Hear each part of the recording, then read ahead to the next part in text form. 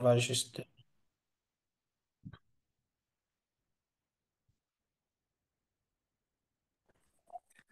Bonsoir à tous et bienvenue au premier workshop Codex de l'année. Je me prénomme Pearl et je suis étudiante en informatique médicale à l'université d'Augsbourg et alternante en corporate IT management à Munich. Je vais laisser la parole à Idriss et je vous rejoins tout à l'heure. Du moins, vous allez encore entendre parler de moi tout à l'heure lorsqu'il s'agira de la pratique. Du coup, je vous souhaite à tous et à chacun une bonne écoute. Merci beaucoup, Père. Merci beaucoup. Merci vraiment d'avoir été bref. Donc voilà, je vais juste, avant de commencer, essayer juste de poser une question de façon très simple. C'est vrai qu'il y aura une présentation. Peut-être, je sais pas, à un adhérent de la salle, est-ce que vous avez entendu parler de Scrum, par exemple? Qu'est-ce que vous pouvez dire si, par exemple, chaque fois vous lisez, vous entendez Scrum? Au moins, ça, c'est ce que j'appelle la motivation pour un peu essayer de savoir. Donc, je vais prendre quelqu'un comme ça. Rodrigue, je sais pas, tu en as entendu parler de Scrum. Qu'est-ce que tu peux nous dire sur Scrum, en fait? Je sais pas si tu peux un peu ouvrir ton micro et essayer de nous dire, que ça soit Rodrigue, que ça soit Eden. Voilà, oui, Rodrigue, qu'est-ce que tu Euh, en oui, penses? bon, j'ai quelque temps entendu parler de Scrum Master. Bon, selon moi, je pense que c'est... En vrai, un Scrum Master joue un peu un rôle clé dans la gestion des projets. C'est-à-dire, il est un peu comme un manager ou bien un facilitateur, que ce soit dans les réunions d'équipe ou bien que ce soit dans euh, le procédé. En fait, il est un peu comme un manager de l'équipe, quoi. Bon, ça, c'est la façon dont je comprends ce thème-là. Bon, en tout cas, en fait, Scrum, la méthodologie Scrum est différente du Scrum Master. Le Scrum Master, c'est une personne qui fait partie de l'équipe Scrum, mais lorsqu'on parle de Scrum, c'est un framework, c'est un cadre de travail, c'est-à-dire c'est un ensemble d'outils et de structures pour pouvoir gérer un ensemble de projets, que ce soit complexe ou pas complexe en fait. Donc, voilà, je veux juste dire, oui, il y a vraiment un peu cet amalgame que les gens pensent qu'en fait, Scrum veut dire Scrum Master. Non, dans l'équipe Scrum, il y a ce qu'on appelle le Scrum Master, il y a ce qu'on appelle le Product Owner et il y a d'autres personnes en fait. Donc, c'est très bien que vraiment tu puisses réagir comme ça. Donc, sans tarder, on va partager l'écran. Je vais un peu expliquer la structure. Euh, Comme je vous ai dit, je suis avec ma collègue Pell. Moi, c'est Idriss Cho pour ceux qui viennent d'arriver. Moi, je suis développeur des applications mobiles et je suis Scrum Master Advanced Level depuis le 3 janvier de cette année. Donc, ce qui veut dire, on va essayer de vraiment décortiquer cette méthodologie et surtout vous montrer sa plus-value dans le quotidien, en fait. Donc, en entrée de jeu, il ne faut plus confondre entre le Scrum Master et le Scrum, en fait. Donc, c'est deux choses différentes. Et ça tombe bien qu'on ait pu commencer par là. Parce que ce que je m'apprête à faire, je m'apprête donc à partager mon écran. Et comme je l'ai dit, si vous avez des questions, soit laissez en chat, soit levez la main. Pelle saura comment manager ça le moment venu, en fait. Donc, juste pour savoir, est-ce que, est-ce que vous voyez complètement mon écran? Je Affirmatif. ne sais pas ce qui se passe. Bon, j'espère que c'est bon là. Donc, voilà, comme je disais, je voulais parler un peu aujourd'hui de la méthodologie Scrum, tout simplement parce que c'est quelque chose d'hyper important. Donc, vous êtes ici dans le cadre Codex. Comme nous, on travaille à Codex, Codex, c'est donc cette idée qui vise à rassembler tous les informaticiens au même endroit pour pouvoir faire des projets, fabriquer des produits ensemble, en fait. Donc, il y a aussi le transfert de compétences et tout. Et aujourd'hui, les gens veulent parler de Scrum, surtout de la méthodologie que nous on utilise, parce que c'est une méthodologie qu'on utilise à Codex. Donc, comment on en est arrivé d'abord là? Quels sont les outils que nous on utilise? Donc, je vais d'abord faire une brève présentation du Scrum tout entier.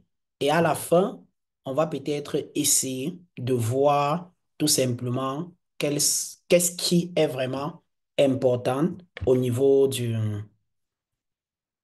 je vais dire quoi? Qu'est-ce qui est important au niveau des techniques, des résolutions à utiliser? Donc, ceci dit, j'aimerais comment ce workshop? Commençons d'abord par dire pourquoi c'est important d'être là aujourd'hui. Parce que j'estime qu'à Codex, nous avons par exemple les étudiants.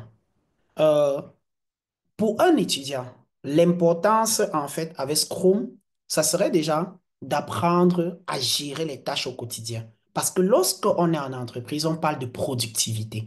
C'est-à-dire, on va te juger selon ta qualité de travail de façon professionnelle.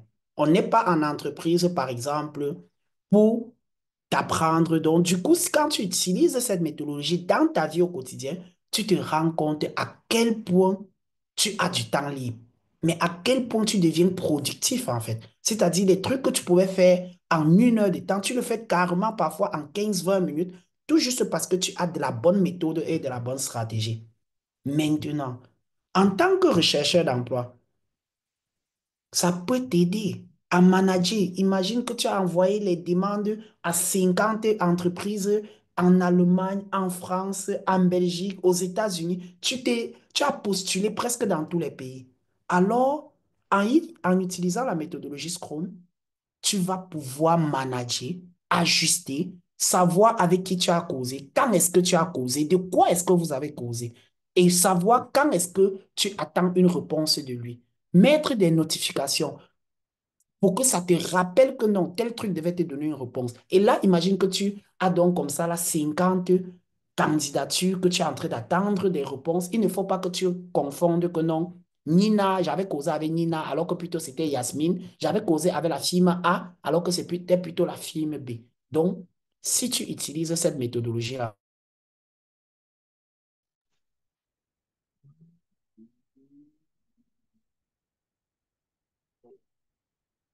tout est sur ton PC et tu peux vraiment avoir de la notification un peu partout. Maintenant, pour les employés, pour quelqu'un qui est déjà en entreprise, je le dis toujours, 80% des emplois aujourd'hui, on demande si tu peux travailler avec une méthode agile. Scrum fait partie des méthodes agiles.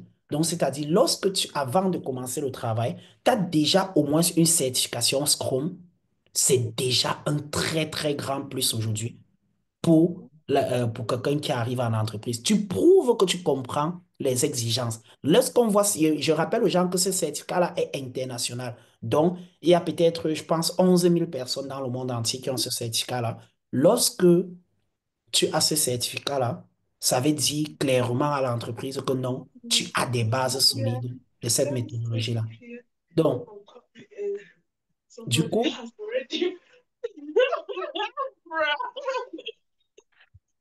Je sais pas si tu peux m'acheter une co-hôte. Je suis malheureusement pas co-hôte. Et je ne peux malheureusement pas gérer. Est-ce que tu peux me mettre co-hôte? et ça, c'est un truc que tu peux essayer de régler ça. C'est qu'il faut penser. Donc, il faut que j'arrête peut-être le partage des gens.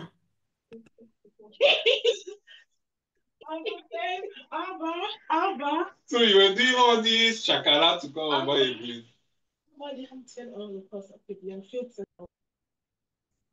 Déjà que je mette d'abord ça. Je suis en train de chercher là.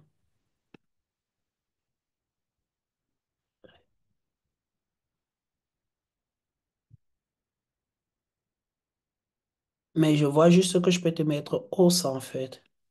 Il n'y a pas possibilité de mettre que hausse. Donc, je te remets hausse pour que tu contrôles ça par derrière. Vas-y, parce que si tu me mets hôte, je ne vais plus pouvoir partager ton écran.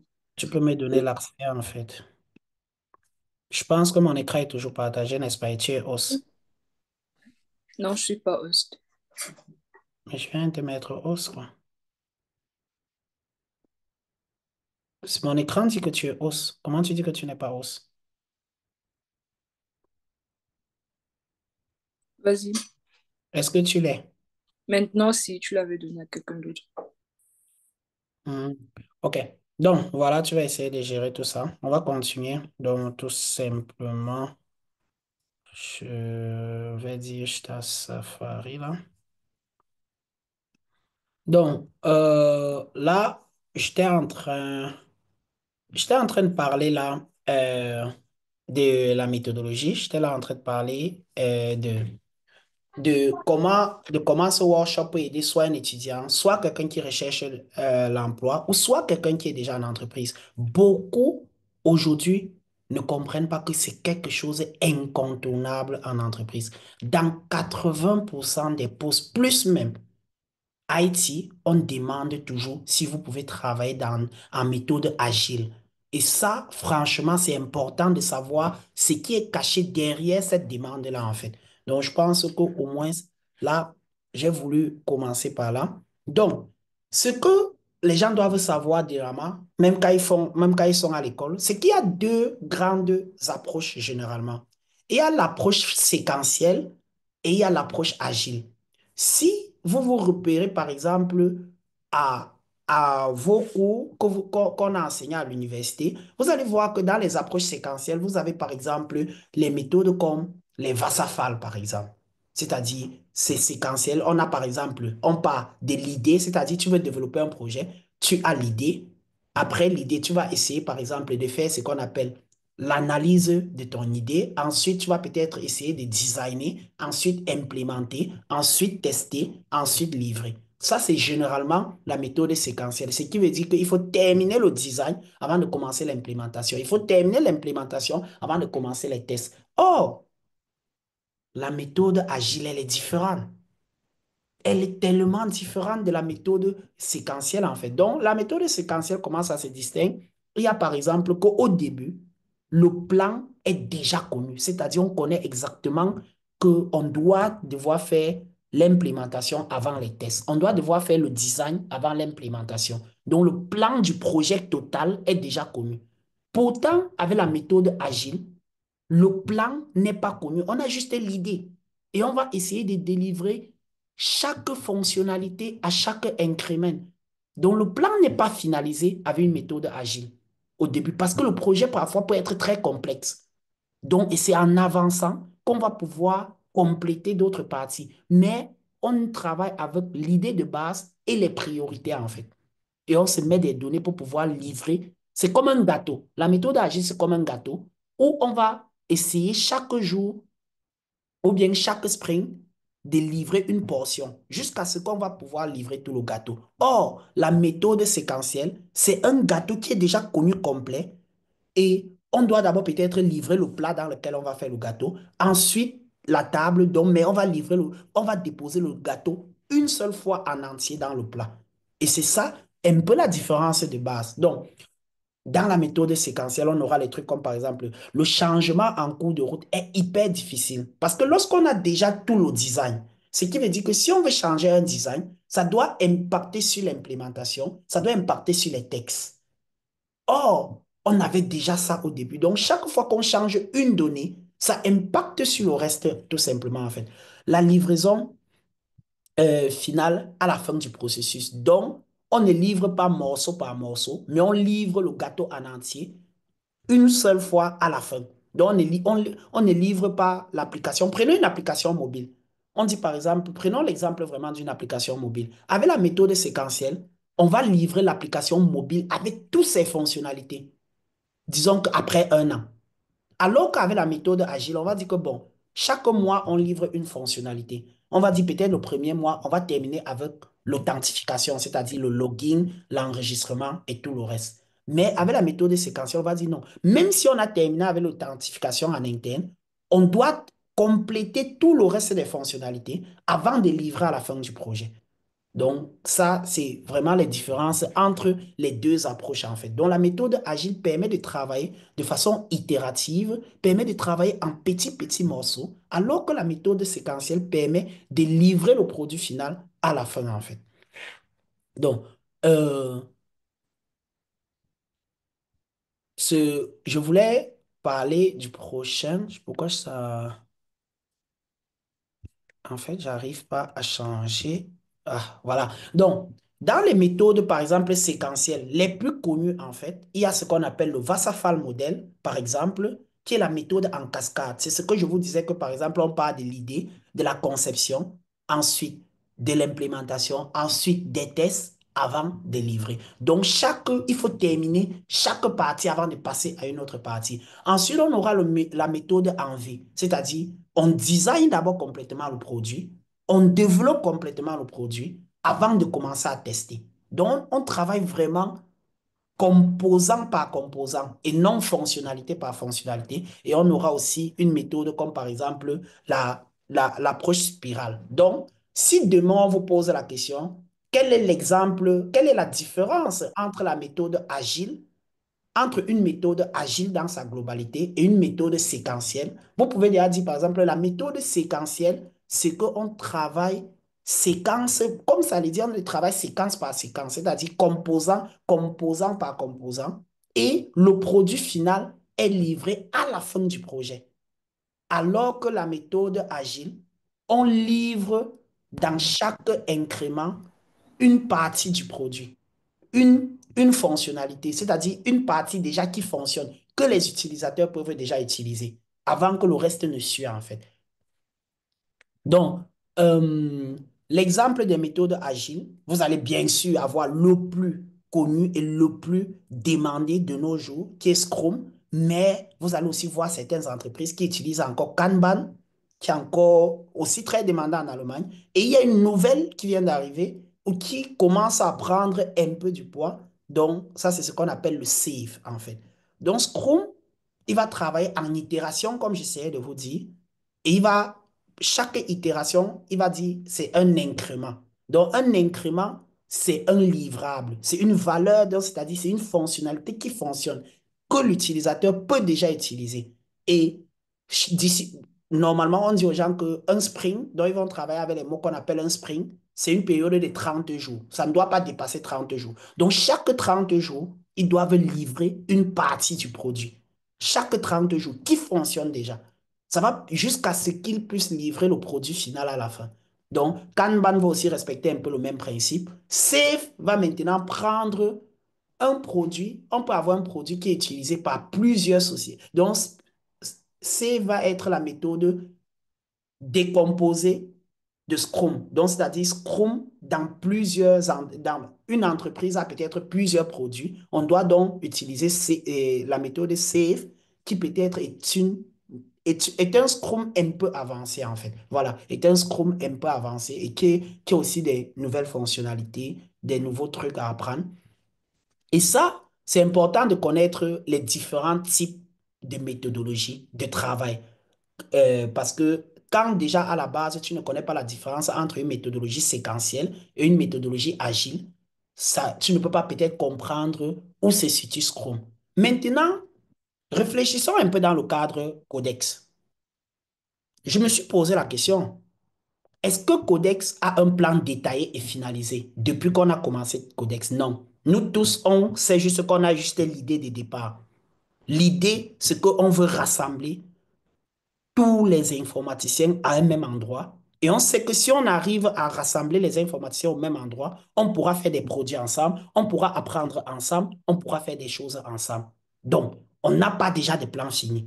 Codex, est-ce que Codex a une documentation finalisée? Non, non, aucun document n'est finalisé à Codex. Jusqu'aujourd'hui, la vision est toujours en train de réécrire, on est toujours en train de retravailler, d'ajuster tous nos documents. Donc, aucun document n'est finalisé chez nous, en fait. On n'a pas de document arrêté pour un projet. Donc, quand un projet commence, si en cours de route, on voit que non, il y a quelque chose qui ne va pas, on va essayer de s'adapter. Est-ce que Codex connaît la fin d'un processus? Jusqu'aujourd'hui, on ne peut même pas vous dire que nous, on a à imaginer la fin de Codex. Pour nous, on ne connaît même pas quand est-ce que Codex va s'arrêter. Donc, Codex est là aussi longtemps que nous on avance, aussi longtemps que nous on développe les produits, aussi longtemps que la philosophie reste, aussi longtemps qu'on se sent à l'aise, Codex sera toujours là. Codex n'a pas de médicaments prévus pour des médicaments miracles pour les imprévus. C'est-à-dire, à chaque fois que l'on a un problème, on va s'asseoir en équipe, on va analyser le problème et on va essayer de trouver des solutions pour pouvoir avancer. Donc, on n'a pas encore de médicaments miracles, en fait. Est-ce que Codex, par exemple, euh, quelle est la force de Codex? Est-ce que Codex est le genre que non, on informe seulement les membres? Non, on fait toujours des sondages dans le grand groupe pour s'assurer que non, on avance avec ce que les membres veulent.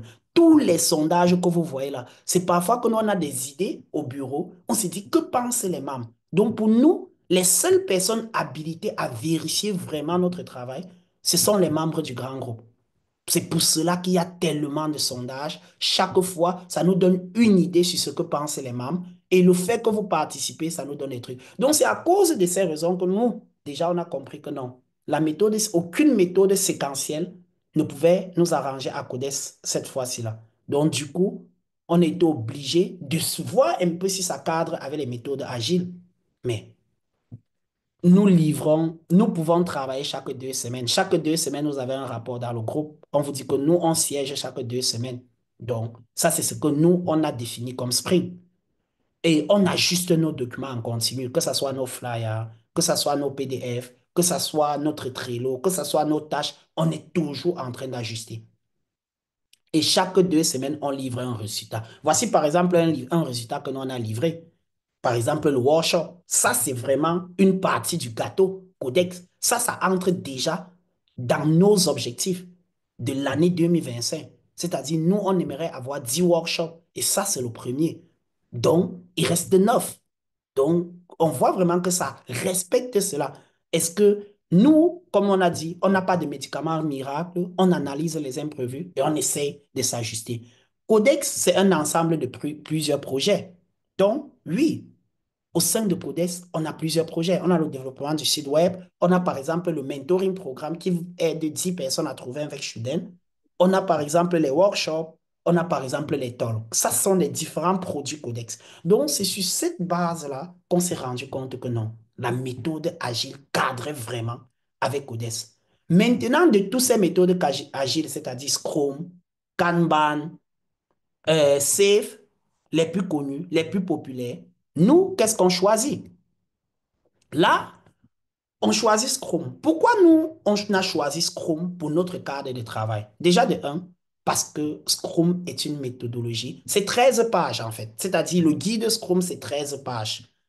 C'est, c'est vraiment facile à lire et à comprendre. Maintenant, dans la mise en place, il faut vraiment de la technique. Donc, on avait une équipe pluridisciplinaire et avoir une équipe pluridisciplinaire veut dire, nous, on sait que l'équipe peut livrer un produit chaque fois. Si on a besoin d'un designer, on a ça dans l'équipe. Si on a besoin d'un codeur, on a ça dans l'équipe. Si on a besoin d'un tuteur, on a ça dans l'équipe. Si on a besoin d'un coach, on a ça dans l'équipe. Donc, le plus important pour nous, c'était de dire, on a l'équipe qu'il faut pour pouvoir livrer chacun de nos produits. Donc, oui, cette pluridisciplinarité de la team, c'était quelque chose de très important. Pourquoi nous, on a choisi Scrum? Parce qu'on sait que chaque 2 semaines, on peut livrer un résultat, en fait. Et la deuxième raison, c'est le marché de l'emploi. Lorsque nous fréquentons, on aimerait exercer. Si déjà, dans 80% des postes IT, qui sont demandés en Allemagne, on a toujours, est-ce que vous pouvez travailler en méthodologie Scrum? Est-ce que vous avez une certification Scrum? Est-ce que vous connaissez une méthodologie agile? Est-ce que Scrum n'arrête pas de venir? Alors pourquoi nous, on ne devrait pas un peu adopter cela? Donc, c'était aussi l'une des raisons pourquoi. Et la troisième raison, c'est la transparence. Tout ce qu'on fait est ouvert. C'est-à-dire, il n'y a aucune information qu'un membre de bureau ne peut te dire qu'il n'a pas ça en temps réel. Toute information que tu peux demander à Codex, tous les membres du bureau, donc on part vraiment sur une idée de transparence totale en fait. Ça permet que vraiment tous les membres du bureau soient rassurés et travaillent dans toute la sérénité possible. Donc voilà un peu quelques raisons qui nous ont vraiment poussé à choisir Scrum en fait.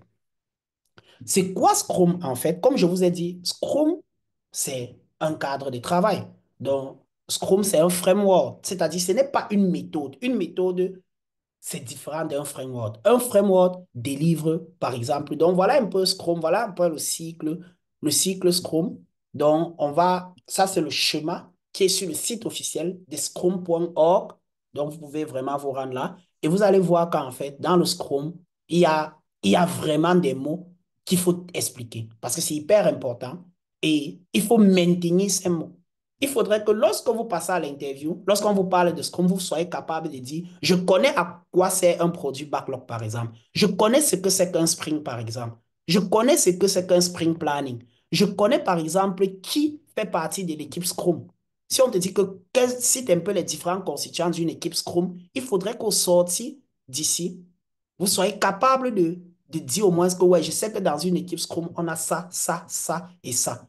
Par exemple, à quoi c'est une rétrospective, par exemple? À quoi c'est un sprint review? C'est quoi un daily? Donc, toutes ces choses-là, c'est ce que nous allons essayer d'expliquer dans la suite. Donc, je ne sais pas, Pelle, avant de continuer dans la suite, je ne sais pas s'il y a une question, mais dans le cas où il y aura des questions, levez juste la main. Pelle, puisque je n'ai pas l'écran, tu vas essayer d'analyser ça. Chaque fois qu'il y aura une question, tu vas essayer d'interrompre pour que je puisse répondre aux questions. Ou à des fois, on peut prendre les questions à la fin, tout simplement. Donc, comme je l'ai dit, qu'est-ce que Scrum? Scrum, en fait, c'est un framework. Scrum est un cadre, c'est-à-dire un cadre de travail. Ce n'est pas une méthode, c'est un framework qui aide les individus, les équipes, les compagnies à mieux gérer leurs projets, donc c'est-à-dire à délivrer des solutions adaptées à des problèmes complexes. Lorsque on n'a pas déjà tout défini, lorsqu'on a juste l'idée et on ne connaît pas encore tous les embranchements, ou lorsqu'on a un problème qui semble complexe, c'est vraiment Scrum. Je peux vous dire, adoptez Scrum, adoptez la méthode Scrum, adoptez une méthode agile, parce qu'au cours de la route, vous allez pouvoir peaufiner votre idée et tout le reste. Donc, Scrum, en fait, comment Scrum fonctionne régulièrement? Comme j'ai dit, ça gère de façon itérative, c'est-à-dire ça délivre en petits morceaux. C'est ça l'itération, c'est-à-dire fonctionnalité par fonctionnalité, petit morceau par petit morceau, jusqu'à pouvoir arriver au morceau final, en fait. Et ça permet qu'à chaque sprint, on a déjà quelque chose qui fonctionne, quelque chose qui est déjà prêt pour le marché, en fait. Donc, on n'attend pas des années pour pouvoir avoir ça là. Et en tant que cadre agile, ça fournit juste la structure et les bonnes pratiques. C'est ça la définition d'un framework. Un framework, c'est la structure et la bonne pratique, en fait. Donc, ce n'est pas quelque chose qu'on dit que non, ça s'adapte seulement au web, ça s'adapte seulement aux applications mobiles, ça s'adapte seulement aux databanks, ça s'adapte à tout parce que ça donne juste la structure et les pratiques qu'il faut respecter pour que cela fonctionne, en fait. Si tu connais mettre la structure sur place, tu adoptes les bonnes pratiques, tu es dans la méthodologie Scrum. Donc, c'est une façon de travailler. La méthodologie, c'est une, une façon de travailler en fait. Donc, ce n'est pas quelque chose qui est déjà prédisposé. Donc, ça va vous donner le cadre et ça va vous donner les règles à respecter en fait. Donc, dans la méthodologie d'entrée de jeu, il faut connaître les piliers. Scrum s'appuie sur trois piliers fondamentaux. Et tant que, à chaque fois que vous avancez, si un seul pilier est impacté, la maison s'écroule. Si un seul pilier est impacté, la maison s'écroule. Le premier pilier, comme je vous ai dit tout à l'heure, c'est la transparence. C'est-à-dire, lorsque vous travaillez en équipe, est-ce que tout est transparent? Est-ce qu'il n'y a pas les choses qu'on cache à l'autre? Si ce pilier est impacté, les gens vont commencer à se sentir mal en équipe. Les gens vont commencer à se dire on leur cache les choses et ça va diminuer leur productivité. Ça va même peut-être créer du stress, ça va même peut-être créer les conflits. Donc la base, c'est la transparence. L'inspection, c'est-à-dire à chaque fois qu'un produit est livré, comment on s'assure on livre les produits pour qui? Pour le client, pour ce qu'on appelle les stakeholders. Ici, nos clients, c'est par exemple tous les membres Codex. À chaque fois qu'on fait un workshop, à la fin, que pensent les membres? Est-ce que les membres ont trouvé ça bénéfique pour eux? Ce sont eux qui inspectent, c'est-à-dire qui jugent la qualité du produit. Ce n'est pas celui qui fait le produit qui juge. Donc, nous, on ne doit pas attendre 10 workshops avant de demander l'avis des membres, mais déjà au premier workshop, on peut déjà demander l'avis des participants. Ils vont dire, par exemple, la lumière n'était pas bien, le micro n'était pas bien. Ça veut dire qu'au deuxième workshop, on va déjà essayer de régler ce problème. Donc, ce sont eux qui sont des personnes habilitées à juger. Et sans cette inspection-là, on ne pourra pas avancer, on ne pourra pas s'améliorer. Donc, il faut toujours des personnes qui inspectent clairement tout ce qui est livré Donc, généralement, dans une application, par exemple, ça va être, par exemple, disons que, prenons le cas de McDo. McDo vient, par exemple, voir Codex qu'il aimerait qu'on développe, par exemple, une application mobile pour pouvoir vendre ses McDo. Nous, on doit développer l'application, mais on va développer chaque fonctionnalité. McDo va donc mettre les gens qui, chaque mois, vont venir, par exemple, dire, OK, on s'est dit, ce mois, on développe l'authentification ou le login. Ils vont venir, ils vont tester le login. On va leur présenter le login. Ils vont tester. Ils vont trouver est-ce que les couleurs leur plaisent? Est-ce que le bouton fonctionne? Est-ce que ça fonctionne comme ils ont dit? Si c'est bon, ça veut dire que c'est livré. Ça veut dire qu'on passe à autre chose. Si ce n'est pas bon, on va prendre ces remarques, on va ramener, essayer de corriger ce qu'ils ont dit pour relivrer d'ici un mois. Et c'est comme ça là que McDo s'assure que non, il n'investit pas à perdre. Parce qu'au moins, quand le produit avance, lui, il est au courant. Il ne va pas attendre et la plus grande catastrophe, je vais prendre l'exemple, par exemple, de Nokia, parce que c'est ce qui a le plus frustré le marché du monde. La société Nokia a coulé à cause, parce qu'ils ont pris 10 ans pour développer. Leur idée, c'était de ramener le clavier sur le téléphone. Et ils étaient très, très calés dans leur idée. Ils n'avaient pas besoin que les utilisateurs leur disent que ce qu'ils disent là, ce n'est pas bien. Ils se sont enfermés 10 ans sur le projet. Ils ont travaillé corps et âme. À la fin, ils avaient le bon produit. Mais sauf que le produit, avant d'être, les utilisateurs aimaient seulement le display, c'est-à-dire avec les empreintes, tout, tout, tout, tout. Quand Nokia a mis le produit sur le marché, ça n'intéressait plus personne. Ils ont fermé. Parce que l'erreur, c'était que ils ont pris 10 ans avant de demander le retour client. Et les clients, s'ils avaient demandé le retour client chaque mois, les clients leur auront dit que le plus important pour nous n'est pas d'avoir le clavier sur le téléphone. Donc, c'est quelque chose qui est vraiment pris comme exemple pour montrer à quel point, quand tu n'inspectes pas le produit, c'est très mauvais en fait. Et il faut vraiment régulièrement inspecter le produit. Et l'adaptabilité, ça veut dire les retours vont permettre que tu t'adaptes rapidement. Puisque si on dit que la couleur n'est pas bonne, au prochain sprint, tu pourras y changer la couleur. Tu n'as pas besoin d'attendre 10 ans pour pouvoir t'adapter en fait. Donc, c'est l'inspection qui va pousser à l'adaptabilité. Donc, si un pilier est touché, le reste sera forcément impacté. Donc, quelles sont les valeurs? Dans une équipe Scrum, lorsqu'on parle de Scrum, il y a des valeurs à respecter. Ces valeurs, généralement, on appelle des Happy Five. C'est-à-dire, chaque jour que je me lève, je travaille avec quelle valeur? Commitment, l'engagement. Quel qu'en soit ce que mon collègue fait au travail, je dois essayer de sauver les meubles avant qu'on ne se retrouve à la rétrospective pour se dire nos vérités. Je dois essayer de tout faire pour qu'on avance. Donc, je dois être engagé. C'est hyper important ce premier point. Deux, on reste focalisé. On travaille en sprint. Ça veut dire que les trucs qui ne concernent pas ce sprint ne sont pas très importants. Si on dit qu'on livre un truc tous les 2 semaines, si on a dit que ce n'est que sur cette partie qu'on travaille les 2 semaines, il faut qu'on mette toutes nos énergies sur cette partie-là. Parce que si cela n'est pas fait, on ne pourra pas faire d'autres. Donc, il faut vraiment être focus et il faut être ouvert. Les gens qui cachent des informations, je vous ai dit, la transparence sera toujours appuyée. Openness, openness. Il faut être ouvert. C'est-à-dire, les délits, on le fait chaque jour. Tu dois dire ce que tu as fait hier. Est-ce que tu as rencontré les difficultés hier? C'était à quel niveau? Est-ce qu'il y a quelqu'un pour... Tu dois parler, tu dois être ouvert quand tu rencontres des difficultés. Tu dois être ouvert quand tu découvres les choses qui peuvent...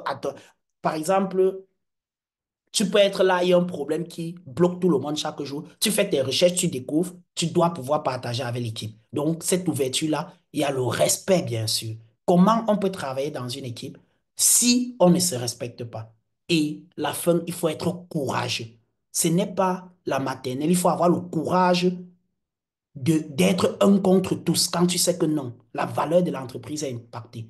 Quand tu sais que non, ce qu'on dit là, tu dois pouvoir ne pas faire de la moutonnerie. Tu dois avoir le courage de dire, je ne pense pas que ce que vous êtes en train de dire là, je ne partage pas votre opinion. Tu dois le dire, même si tu es un contre toute l'entreprise, tu vas avoir le courage de dire, je ne vois pas la chose dans le même sens. Et il faudrait qu'il trouve les moyens pour t'expliquer pourquoi tu ne vois pas la chose dans le même sens, pourquoi c'est important. Tant que tu n'es pas convaincu, ne dis pas juste oui, parce que non, tu veux qu'on avance. Non. Si tu dis oui, on avance et que demain, ça ne marche pas et que tu commences à dire, ah, j'avais quand même découvert ça, mais non, on va directement te dire, toi, tu ne passes pas. Parce que tu as laissé. Donc, tant que tu sens que ça ne te convainc pas, reste campé sur tes positions et essaye de prouver. Je ne dis pas aussi reste campé sur tes positions de façon, je vais dire quoi, euh, drastique en fait. Mais essaye d'être ouvert, essaye de justifier pourquoi tu trouves que ça n'avance pas. C'est ça qu'on appelle le courage en fait. Parce que être un contre tous, ça demande du courage. Tant que tu n'as pas ça, ce n'est pas bon. Donc, ça sont les valeurs qui vont vous permettre au quotidien de pouvoir travailler, de pouvoir réussir, de pouvoir être dans le cadre Scrum en fait. Maintenant, une équipe Scrum, c'est trois entités. Il y a le Scrum Master, il y a le Product Owner et il y a les développeurs. Les développeurs ici, il ne faut pas prendre ça comme les développeurs. Les développeurs, c'est toute autre personne qui ne s'appelle pas Scrum Master ou Product Owner. Donc, ce n'est pas les développeurs, ce n'est pas les programmeurs, parce que ce thème, même dans le Scrum Guide, dans le guide Scrum, ils essayent d'expliquer qu'il ne faut pas que ce mot fasse un peu peur en fait. Quand on dit que non, ça ne concerne que les développeurs. Non, ça n'a rien à y voir avec les développeurs. Ça peut être, Scrum peut être utilisé même dans une boulangerie. Scrum peut être utilisé même dans un hôtel. Donc, je ne pense pas que dans un hôtel, il y a les développeurs là-bas. Donc, c'est lui qui est responsable. Commençons par d'abord celui qui est responsable du produit, de la vision du produit. Il s'appelle le Product Owner. C'est un peu une forme abstraite du project management. Mais ce n'est pas le management du produit. Il est responsable du produit. Ça veut dire que si on dit par exemple que le product owner est responsable du workshop, ça veut dire qu'il est accountable, c'est-à-dire il est comptable du produit workshop. C'est-à-dire tout ce qui va concerner la question workshop. C'est quoi la vision derrière ce produit? Il doit être capable de l'expliquer à tout le monde.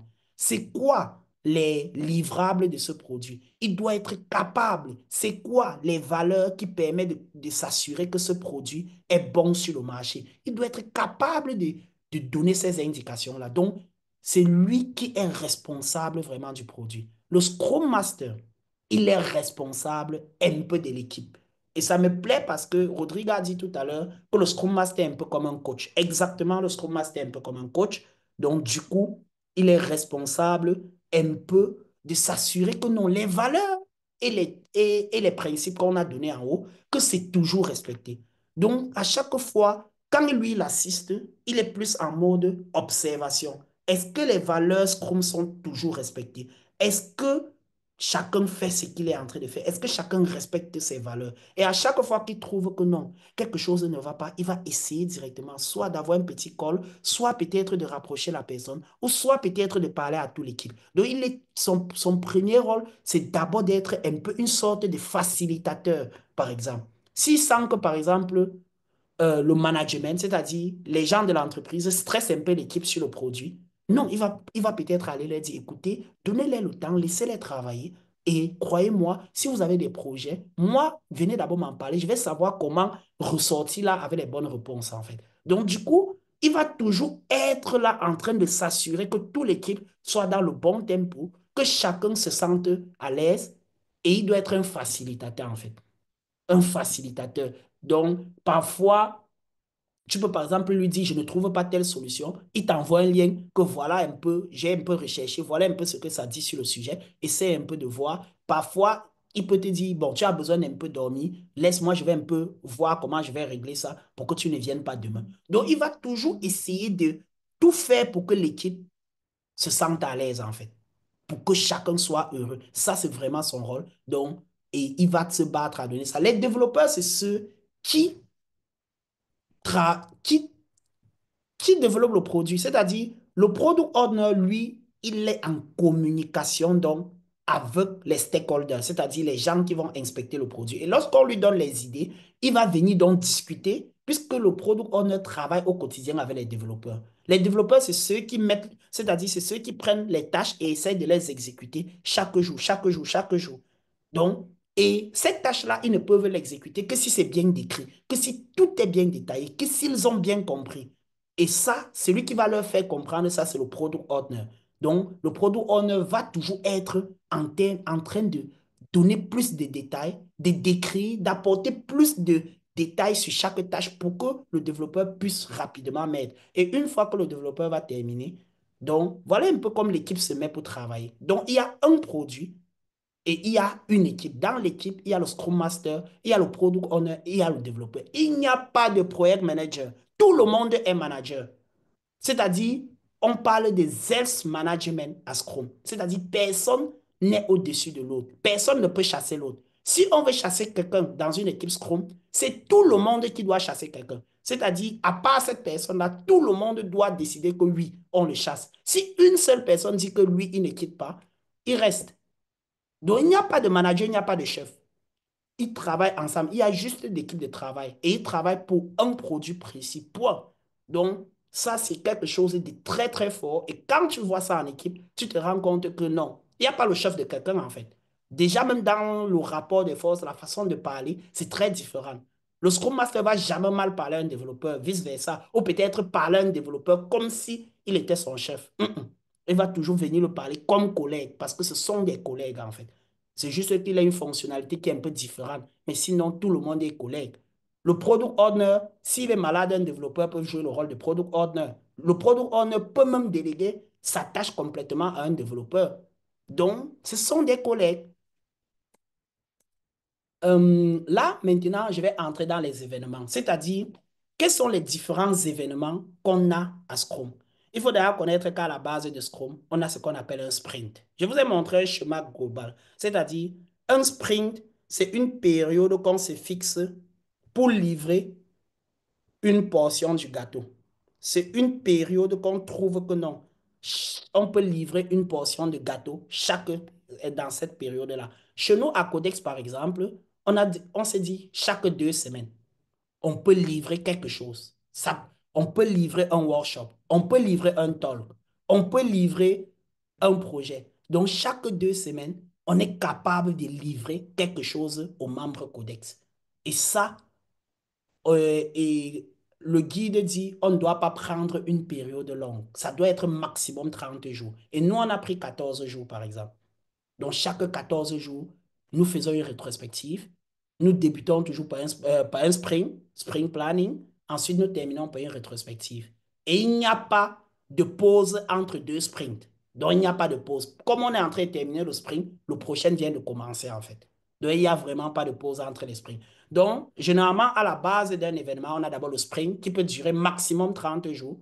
On a le sprint planning. Le sprint planning, c'est dans l'événement dans lequel nous tous, c'est-à-dire le Scrum Master, le Product Owner avec les développeurs, on va se retrouver pendant maximum 8 heures de temps. Il y a quelque chose qui est très important. Retenez que ici, je vous donne les temps. Ça, c'est 8 heures de temps si on a choisi un sprint de 30 jours. Mais ça peut être moins, bien sûr, si on a choisi un sprint qui est moins de 30 jours. Mais ça ne doit jamais dépasser 8 heures de temps. On va planifier toutes les tâches du prochain sprint, c'est-à-dire des prochains intervalles des 30 jours ou des 2 semaines, comme c'est le cas chez nous à Scrum. Mais chez nous, à Scrum, on fait généralement ça en 2 heures de temps. Donc, on est dans le temps toujours. Ça ne doit juste pas dépasser 8 heures de temps, en fait. Les daily, ce sont des réunions quotidiennes. Ça ne doit pas dépasser 15 minutes. C'est 15 minutes, pas plus, pas moins. C'est-à-dire, vous deviez tout faire pour que ça reste dans 15 minutes.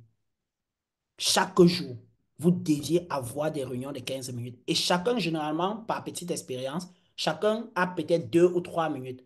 J'ai fait ça hier, je suis en train de travailler sur ça, je compte faire ça aujourd'hui. Il passe la parole à une autre personne. Moi, j'ai fait ça, j'ai eu telle difficulté. Abi, est-ce que toi, tu peux m'aider? Est-ce qu'il peut t'appeler après le sprint parce qu'il pense que tu avais eu aussi cette difficulté-là? Dès qu'il dit oui, il dit OK, c'est noté, tac, tac, il passe la parole à une autre personne. Donc, on ne vient pas là-bas travailler, on vient là-bas dire ce qu'on a fait hier, ce qu'on compte faire aujourd'hui et quelles difficultés on a rencontrées.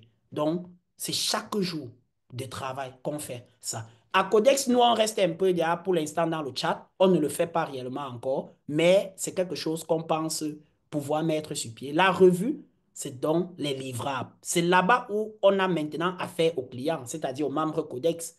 C'est-à-dire, quand on termine par exemple un workshop comme ça, vous allez voir qu'à la fin de chaque workshop, il y a toujours un sondage. Comment vous avez trouvé le workshop?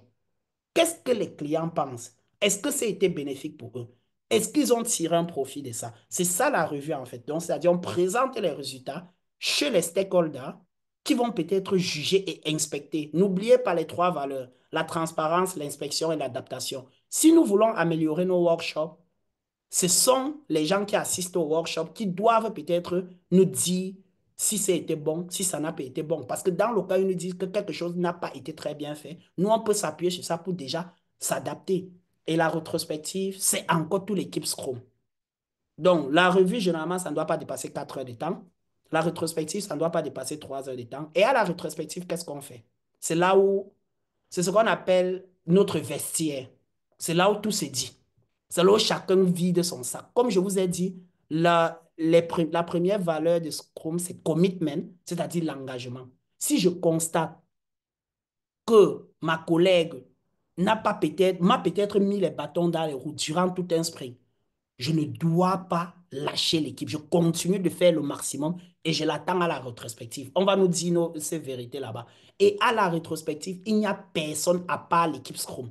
Et tout ce qui se dit là-bas reste là-bas et après on sort, on continue. C'est pour cela que chaque sprint finit par la rétrospective parce que là-bas, on part pour pouvoir améliorer. Et c'est là que le Scrum Master est encore le plus important parce que si lui-même il y a les problèmes dans l'équipe, ça veut dire qu'on a peut-être un Scrum Master qui ne fait pas. Pourquoi les membres de l'équipe n'arrivent pas à travailler? Pourquoi ils ne sont pas heureux de travailler ensemble? Donc là, la rétrospective, on va essayer de trouver ce qui ne marche pas dans l'équipe. On va essayer de besprechen tout ça et essayer de s'améliorer. Surtout, on parle là-bas lösung-oriented. On ne parle pas s'attaquer aux gens, mais on parle trouver des solutions pour pouvoir satisfaire, pour pouvoir bien travailler, pour pouvoir satisfaire les clients en fait.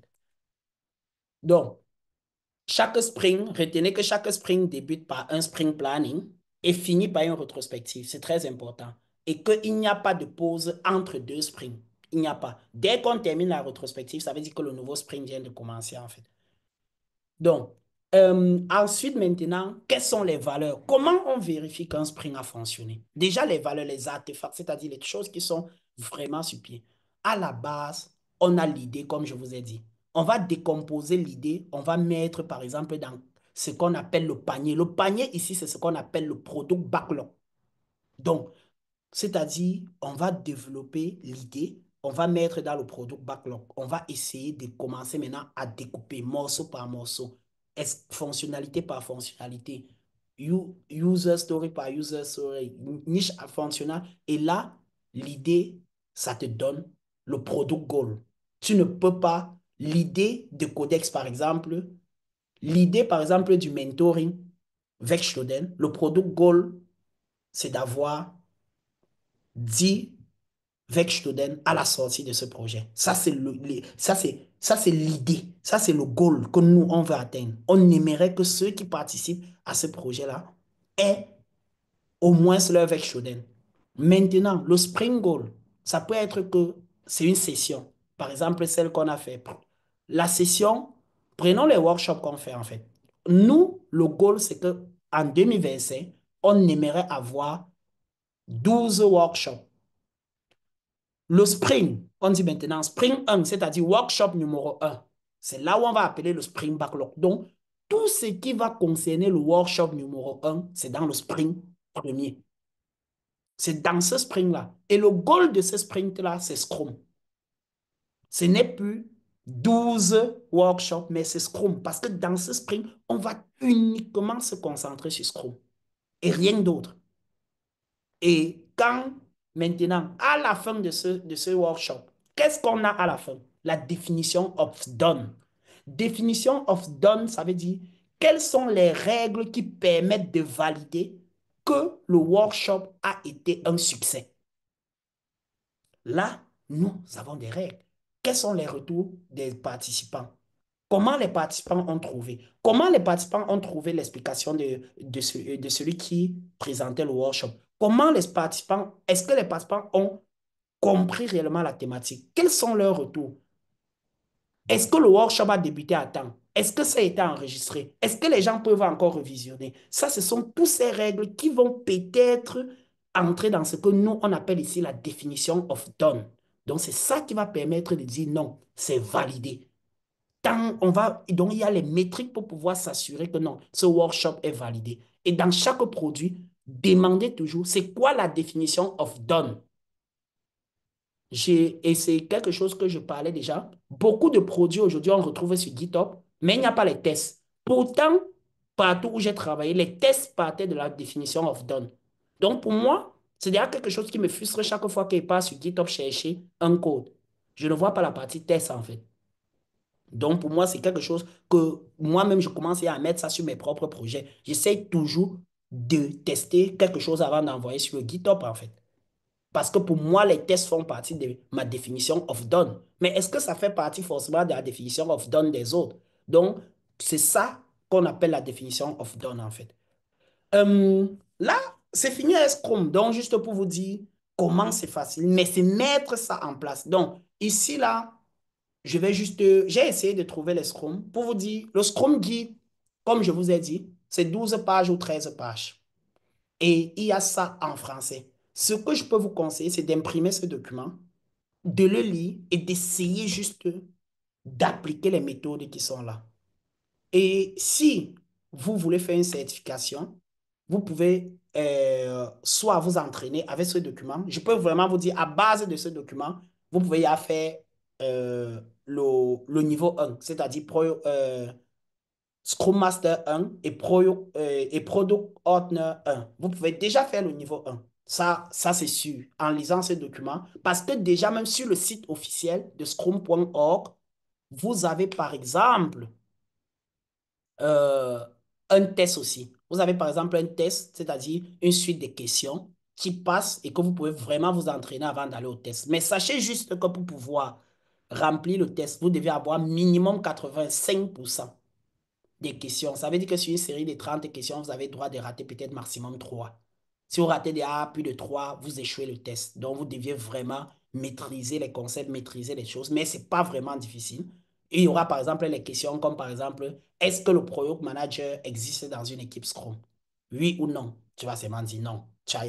Maintenant, the Evidence-Based Management Guide, ça c'est ce qui va compléter maintenant comment on met le backlog en place. Ça c'est comment on mesure les livrables d'un produit, comment on connaît que l'idée est une bonne idée, comment on connaît à quel moment il faut, par exemple, arrêter de travailler sur un produit.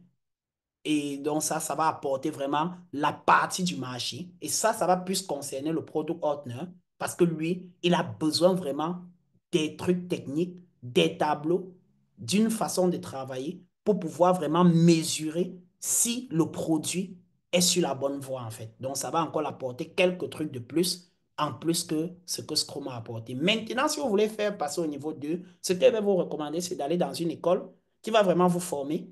Parce que comme je dis, c'est une méthodologie que, à première vue, ça a l'air facile. Mais si vous voulez faire le niveau 2, à part si vraiment vous êtes vraiment très assidu, vous pouvez aussi réussir le niveau 2 sans partir dans une école. Et je pense que chaque examen, c'est $250. Donc, c'est $250 chaque examen sur le site officiel, si j'ai encore bonne mémoire. Et quand vous avez votre certification, vous recevez bien sûr votre badge. Et avec votre badge, vous êtes reconnu mondialement comme Scrum Master ou comme Product Owner ou comme par exemple Scrum Developer, par exemple. Parce qu'il y a 3 différents types de badges pour l'équipe Scrum, en fait.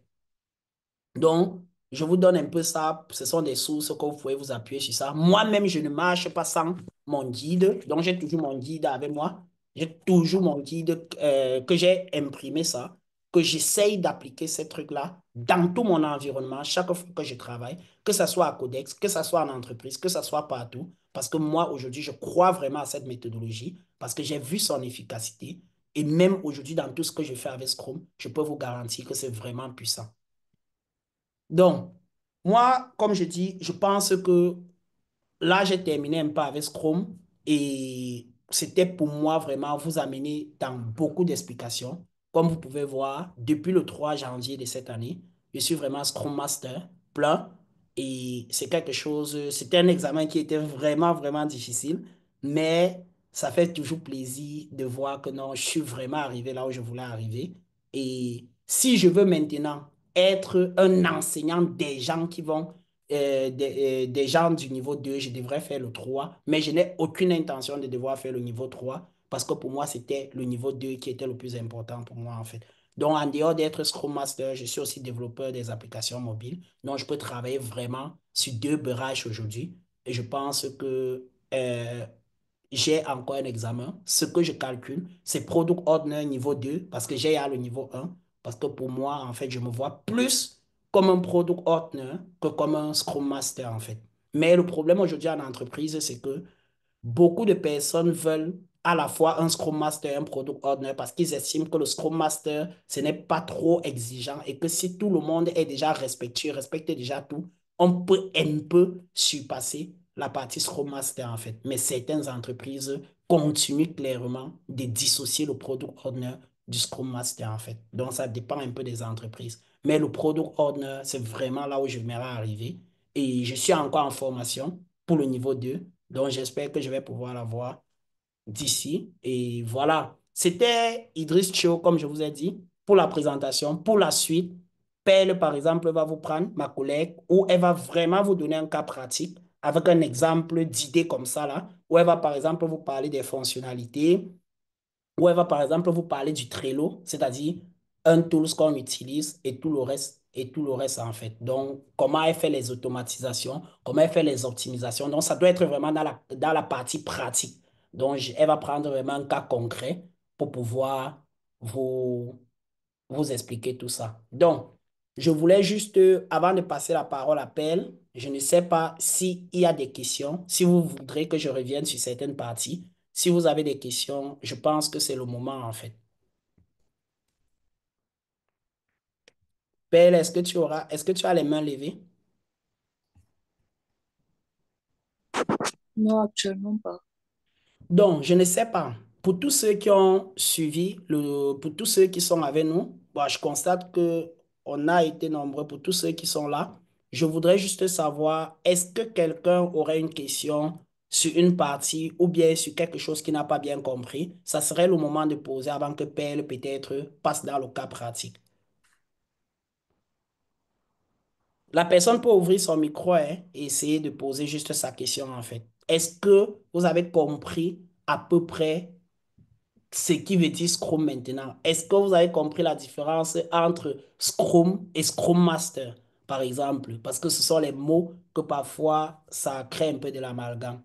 Donc, Pelle, en supposant que personne n'a de questions jusqu'à présent, ça veut donc dire que je vais juste peut-être te permettre de prendre la seconde partie et d'essayer de revenir un peu dans le domaine pratique. Je ne sais pas ce que tu leur concordes comme exemple, mais je sais que tu as appris quelque chose qu'ils pourront facilement comprendre.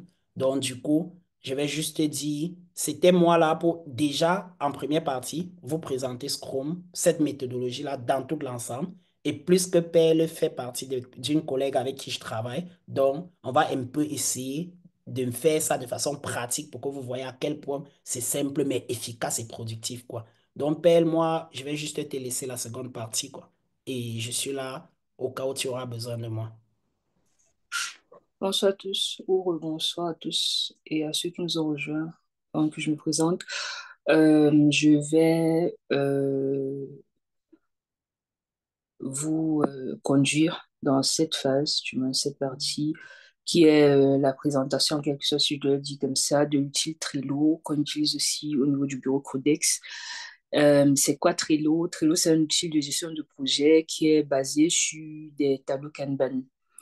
Euh, Ça nous permet, voilà, au sein du bureau Codex, d'organiser nos tâches, de pouvoir collaborer et de pouvoir suivre notre progrès. Dans le cas échéant, je regarderai si j'ai... Hmm, ok, voilà. Je me permets d'ouvrir en 2 secondes le Trello du Codex admin. Et là, vous verrez tous nos tâches, comment nos tâches sont organisées. Vous verrez Idrissa parler. Dans le cas de Scrum, vous verrez là, on a le backlog. Je vais expliquer, voilà, le backlog, c'est tout simplement tout ce qu'on a à faire, si je me permets de le dire comme ça, toutes les idées, voilà, qu'on aurait, la liste des talk shows, par exemple, la liste des workshops. Là, on va avoir un sprint planning au cours de laquelle on va avoir toutes les tâches qu'on a fait au cours du sprint, qui dans notre cas est de 2 semaines. Là, on va avoir nos objectifs, les objectifs principaux qui sont divisés, voilà. Et quand je vous dis, on va avoir autre, on va avoir les tests. Et ensuite, on va avoir un sprint review qui est, voilà, regarder tout ce qui a été fait, du moins tout ce qui devait être fait au cours de ce sprint et si ça a réellement été fait. Et on va avoir une rétrospective. Je vais rentrer dans un peu en arrière. Je ne sais pas si la plupart d'entre nous ici ont l'outil Trello. J'aurais aimé que la session soit un peu plus interactive. J'ose croire que tout le monde ici est dans le groupe et là, je vais juste envoyer, parce qu'on a un souci avec le chat, je vais envoyer l'exercice, si je peux le dire comme ça, que j'aimerais qu'on fasse. Déjà, est-ce que vous pouvez me confirmer que vous m'écoutez? Bon, moi, je t'écoute d'ailleurs. Moi, je t'écoute très bien. Ouais, moi Moi aussi. également. Le son D'accord. est bon. En fait, tu voulais que les gens te rejoignent sur le tableau ou quoi? Oui, j'aimerais bien que les gens me rejoignent sur le tableau. Je ne sais pas si ça serait possible, du moins si je peux partager directement le lien. Ouais, si c'est un exemple que tu veux que ça soit vraiment concrètement pratique, tu as juste à poster le lien et je pense qu'en cliquant sur le lien, ils peuvent facilement te rejoindre. Et toi, là, tu pourras peut-être travailler avec eux directement, je pense. Mais ils devront peut-être aussi valider dans leur mail pour pouvoir te rejoindre. Effectivement. Je Donc, pense je ne que sais pas si vous êtes tous dans le groupe, vous verriez que j'ai envoyé un texte dans le groupe qui serait ce sur quoi je vais travailler, du moins. Je pense que c'est un peu plus intéressant quand, voilà, on fait le cas pratique ensemble que de juste, voilà, raconter beaucoup de choses. Donc, je ne sais pas si, je vois que Alain a réussi à rejoindre. Je ne sais pas s'il y a quelqu'un d'autre qui a rejoint. 2 secondes. bon, avec deux ou trois personnes, je pense quand même que tu pourras faire. Et ça va peut-être, les autres seront en mode écoute et regarder, non? Avoir aussi tout le Effectivement. monde, ça peut être difficile, quoi. Effectivement. J'ai vu qu'il y a Praderm. Désolée si j'écorche ton nom. Praderm qui a rejoint. Est-ce que ça t'intéresserait peut-être de faire les exercices, voilà. Du Explique moins de déjà faire l'exercice. l'exercice, explique déjà l'idée de base pour que Bon, tout le monde... l'idée de base, pour ceux qui ne sont pas dans le groupe, bien que je suppose que tout le monde est dans le groupe, l'idée serait de faire un tableau Trello pour l'organisation des révisions d'une étudiante. Je suppose qu'il y a une bonne partie des membres du Codex, moi inclus, qui sont encore étudiants et qui sont en phase d'examen. Du coup, ça serait intéressant de voir comment on peut utiliser le Trello pour mieux organiser, voilà, nos journées. Pour moi, le Trello, c'est effectivement un outil très, très, très utile pour moi. Je l'ai dans mon téléphone. Ça me permet, par exemple, chaque fois que je suis à l'école, par exemple, pendant un cours, on va dire, voilà, on va dire un mot ou bien on va utiliser un terme qui ne m'est pas familier. Et je vais juste venir, par exemple, sur mon backlog écrit à faire et je vais juste écrire, voilà, check. Je vais prendre un exemple, random check. Je sais pas, je vais prendre, voilà, dans le cas d'aujourd'hui, check Scrum Guide online, par exemple. Et là, je vais juste le mettre dans mon backlog. C'est pas forcément quand j'ai envie de le faire ou bien quand je vais le faire, mais je sais que voilà, quand je regarde mon backlog dans les choses que j'ai à faire dans les semaines ou mois à venir, j'ai check Scrum Guide. Euh, L'idée, comme j'ai dit, ce serait de faire, voilà, euh, le petit devoir ou l'exercice que j'ai envoyé dans le groupe. Pour le contexte, vous êtes étudiante qui doit gérer ses révisions, euh, vos révisions, votre routine sportive, vos tâches quotidiennes et votre job étudiant, donc avec student. Donc, l'objectif est d'organiser un emploi de temps avec Trello pour équilibrer les priorités et optimiser les tâches simples. Donc, la première chose à faire, c'était de créer le Trello board. Euh, je vais partir. Oh, ok, voilà. Euh, Donnez-moi 2 secondes. Parce que, voilà. Notre Trello board, dans le cas échéant, étant déjà créé. Euh, voilà, je l'ai nommé Plan Your Studies. La prochaine chose, ça serait de créer des colonnes. Je ne sais pas si Espoir est là. Est-ce que Espoir est là? Oui, oui, Est-ce que oui, tu es dans les dispositions? oui. D'accord. La... Estelle, je propose un petit truc. Il faut arrêter le chat et travailler uniquement avec les deux, trois personnes qui sont avec toi là. Les autres vont peut-être regarder. C'est pas bien que le lien reste ouvert là, parce que si les autres te retrouvent là, travaille avec les deux personnes qui sont là. Tu supprimes juste le chat dans le compte, dans le grand groupe. Et voilà, vous travaillez juste sur l'exercice et chacun va noter ses questions pour peut-être poser à la fin, quoi. D'accord. Espoir, est-ce que tu es dans les dispositions? Oui, je suis en train de me connecter mais à ma machine puisque je faisais la réunion sur le téléphone. D'accord. Est-ce que Praderm est dans les dispositions?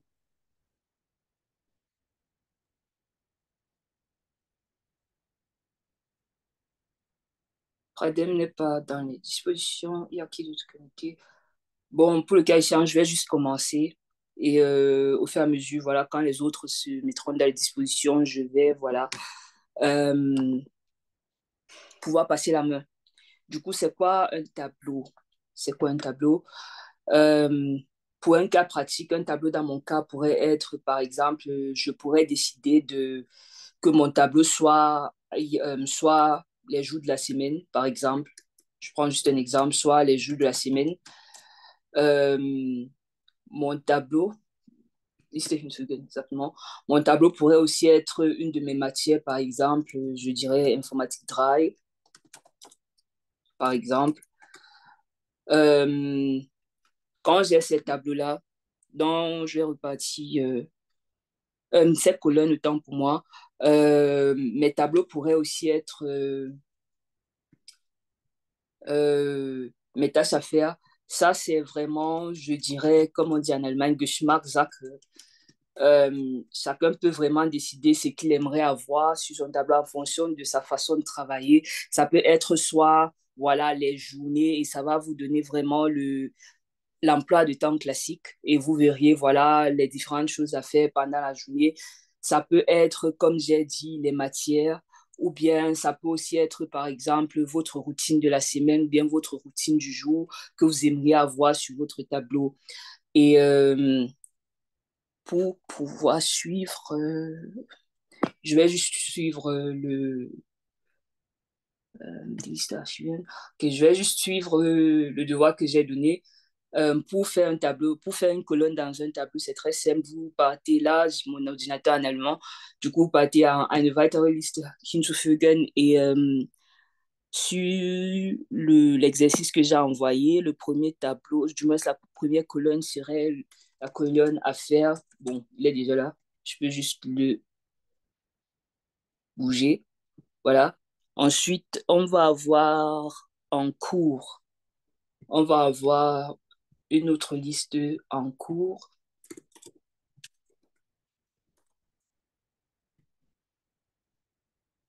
Et puis, suivant encore l'exercice, on va avoir une autre liste terminée. Voilà.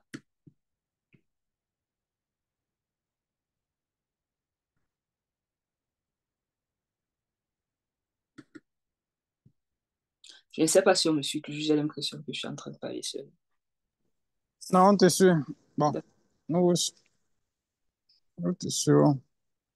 Ah, je suis en train de faire comme ça l'exercice et j'ai coupé le micro directement. C'est pourquoi je ne peux pas parler en même temps. Ok. Est-ce que tu as la possibilité de rejoindre le board pour que tu puisses Oui, travailler, oui, voilà. oui, oui, oui, oui, oui, oui. Je suis déjà dans le bord. Est-ce que tu peux travailler? Je viens d'ajouter un nouveau tableau. Je ne sais pas si ça va marcher. Ah, attends. Essaie d'ajouter le nouveau tableau.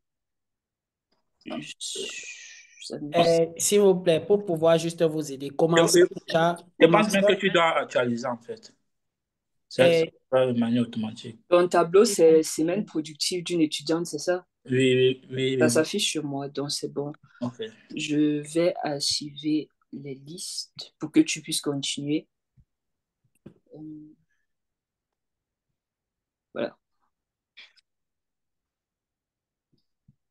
j'avais une question pour toi et ton équipe, Pelle. Pelle, tu m'écoutes? Je t'écoute.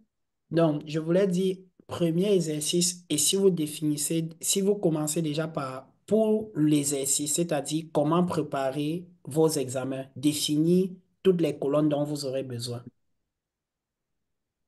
Commencez déjà par réfléchir que vous aurez besoin de toutes les colonnes, vous mettez déjà les colonnes, après vous ajoutez tout simplement le reste. Donc, premier pas, déjà, essayez déjà de vous accorder sur toutes les colonnes, quoi.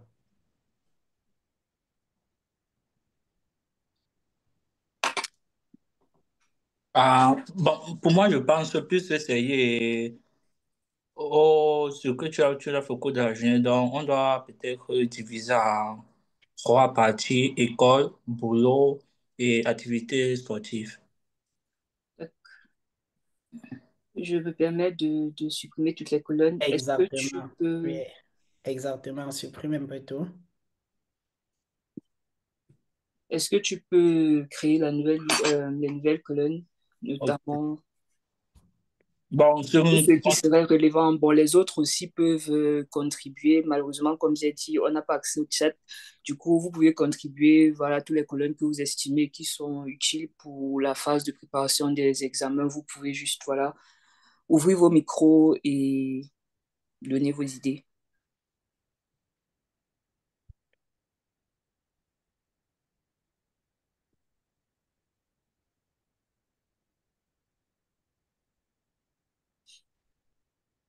activités sportives, école, boulot. Ah, ok.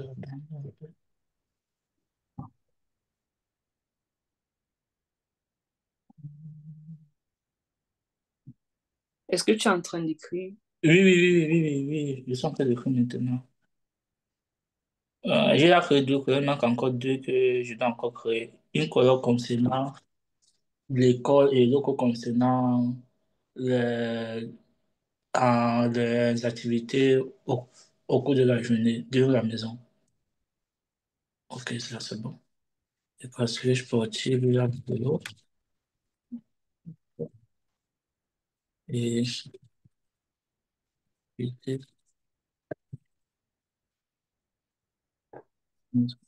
ok, là c'est bon. Ensuite, après les colonnes, on va parler, voilà, comme j'ai dit, les colonnes représentent tout simplement les étapes, les catégories, comme on a vu dans le cas échéant dans la vie d'une étudiante qui est en train de préparer ses examens, qui possible ou pas la salle de sport, je sais pas, et voilà, qui a un VEC student. Euh, on a ces cases-là qui seraient, voilà, ces colonnes-là qui sont intéressantes, voilà, comme les catégories. Et sur ces colonnes-là, on pourrait décider des tâches à faire, des tâches accomplies, des tâches en cours et des tâches terminées. Euh, une autre, un autre élément du Trello qui est très intéressant, ce sont les cartes. Les cartes représentent les tâches spécifiques. Donc, je dirais, par exemple, dans le cas de l'activité sportive, par exemple, je peux dire leg day. Voilà. Je vais, par exemple, dire leg day et ça, c'est une tâche que je dois faire. Voilà, je dois faire mon leg day, par exemple. Dans le cas de l'école, voilà, je peux dire réviser révision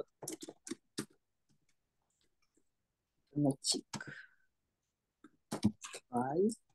Je sais pas si tu peux continuer avec les autres cartes. Je pense que dans la question, il y en a quelques-uns. Il y a déjà quelques-uns qui peuvent être intéressants. Permettez Oui, de montrer. nettoyer la maison. Bon. Nettoyer la maison, réviser l'informatique, nettoyer la maison. Recter.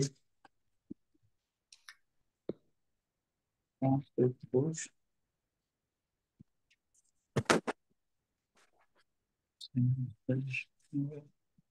Je ne sais pas si les autres nous écoutent.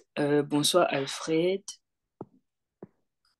bonsoir Laurie, bonsoir Edel, bonsoir Donald Lemaire, bonsoir Prado. Bonsoir. Est-ce que vous pouvez ouvrir vos micros 2 secondes pour que je ne me sente plus trop seule parce que là j'ai l'impression que je parle seule. Est-ce que vous êtes là? Est-ce que vous nous écoutez? Nous sommes là. En tout cas, je suis là. Je suis là, oh, je suis là. D'accord, Laurie, nous sommes en train d'essayer de créer des cartes qui représentent effectivement les tâches effectives qu'on va répartir par la suite sur nos différentes colonnes. Est-ce que tu pourrais nous donner des idées de cartes qui peuvent être voilà, relevantes pour le cas échéant?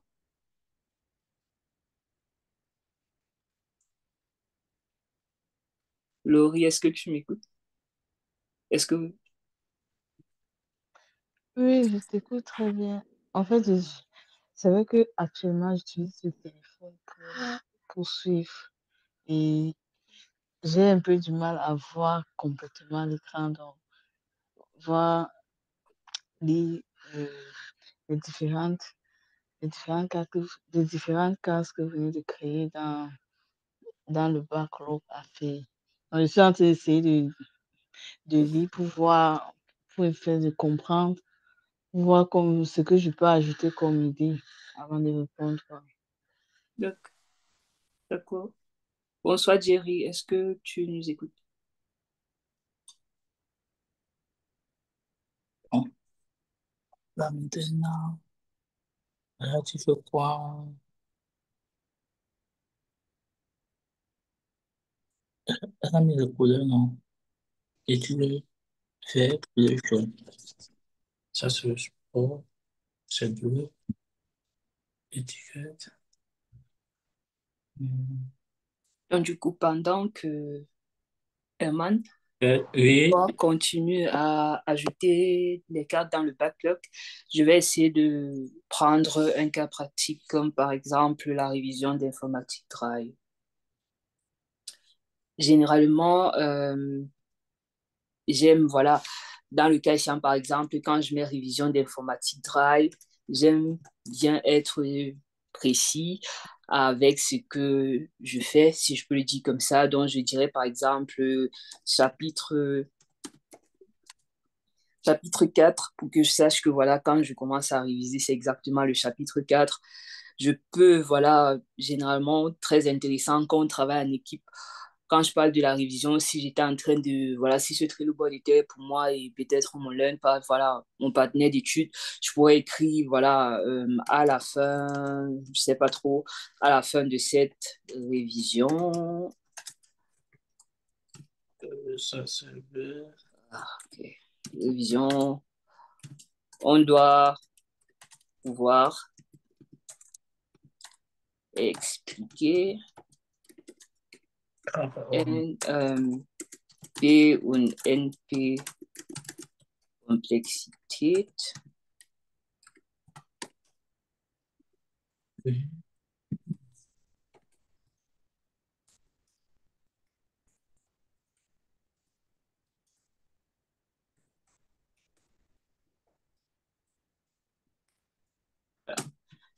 Juste un truc comme ça, voilà, juste pour montrer qu'il y a la possibilité dans le beschreibung d'écrire, voilà, tout ce que vous voulez. Généralement, vous expliquer en quoi est-ce que la tâche précise consiste à faire. Euh, Chose très importante sur les cartes, vous devez toujours enregistrer.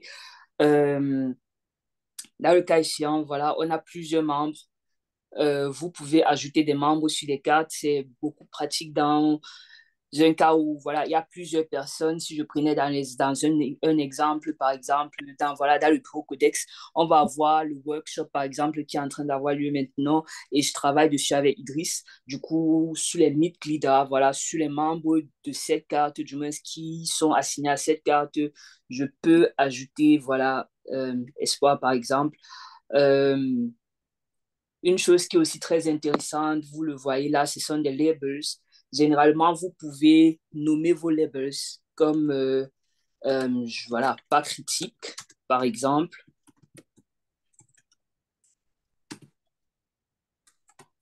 Vous pouvez prendre le rouge et vous le nommer, par exemple, très urgent.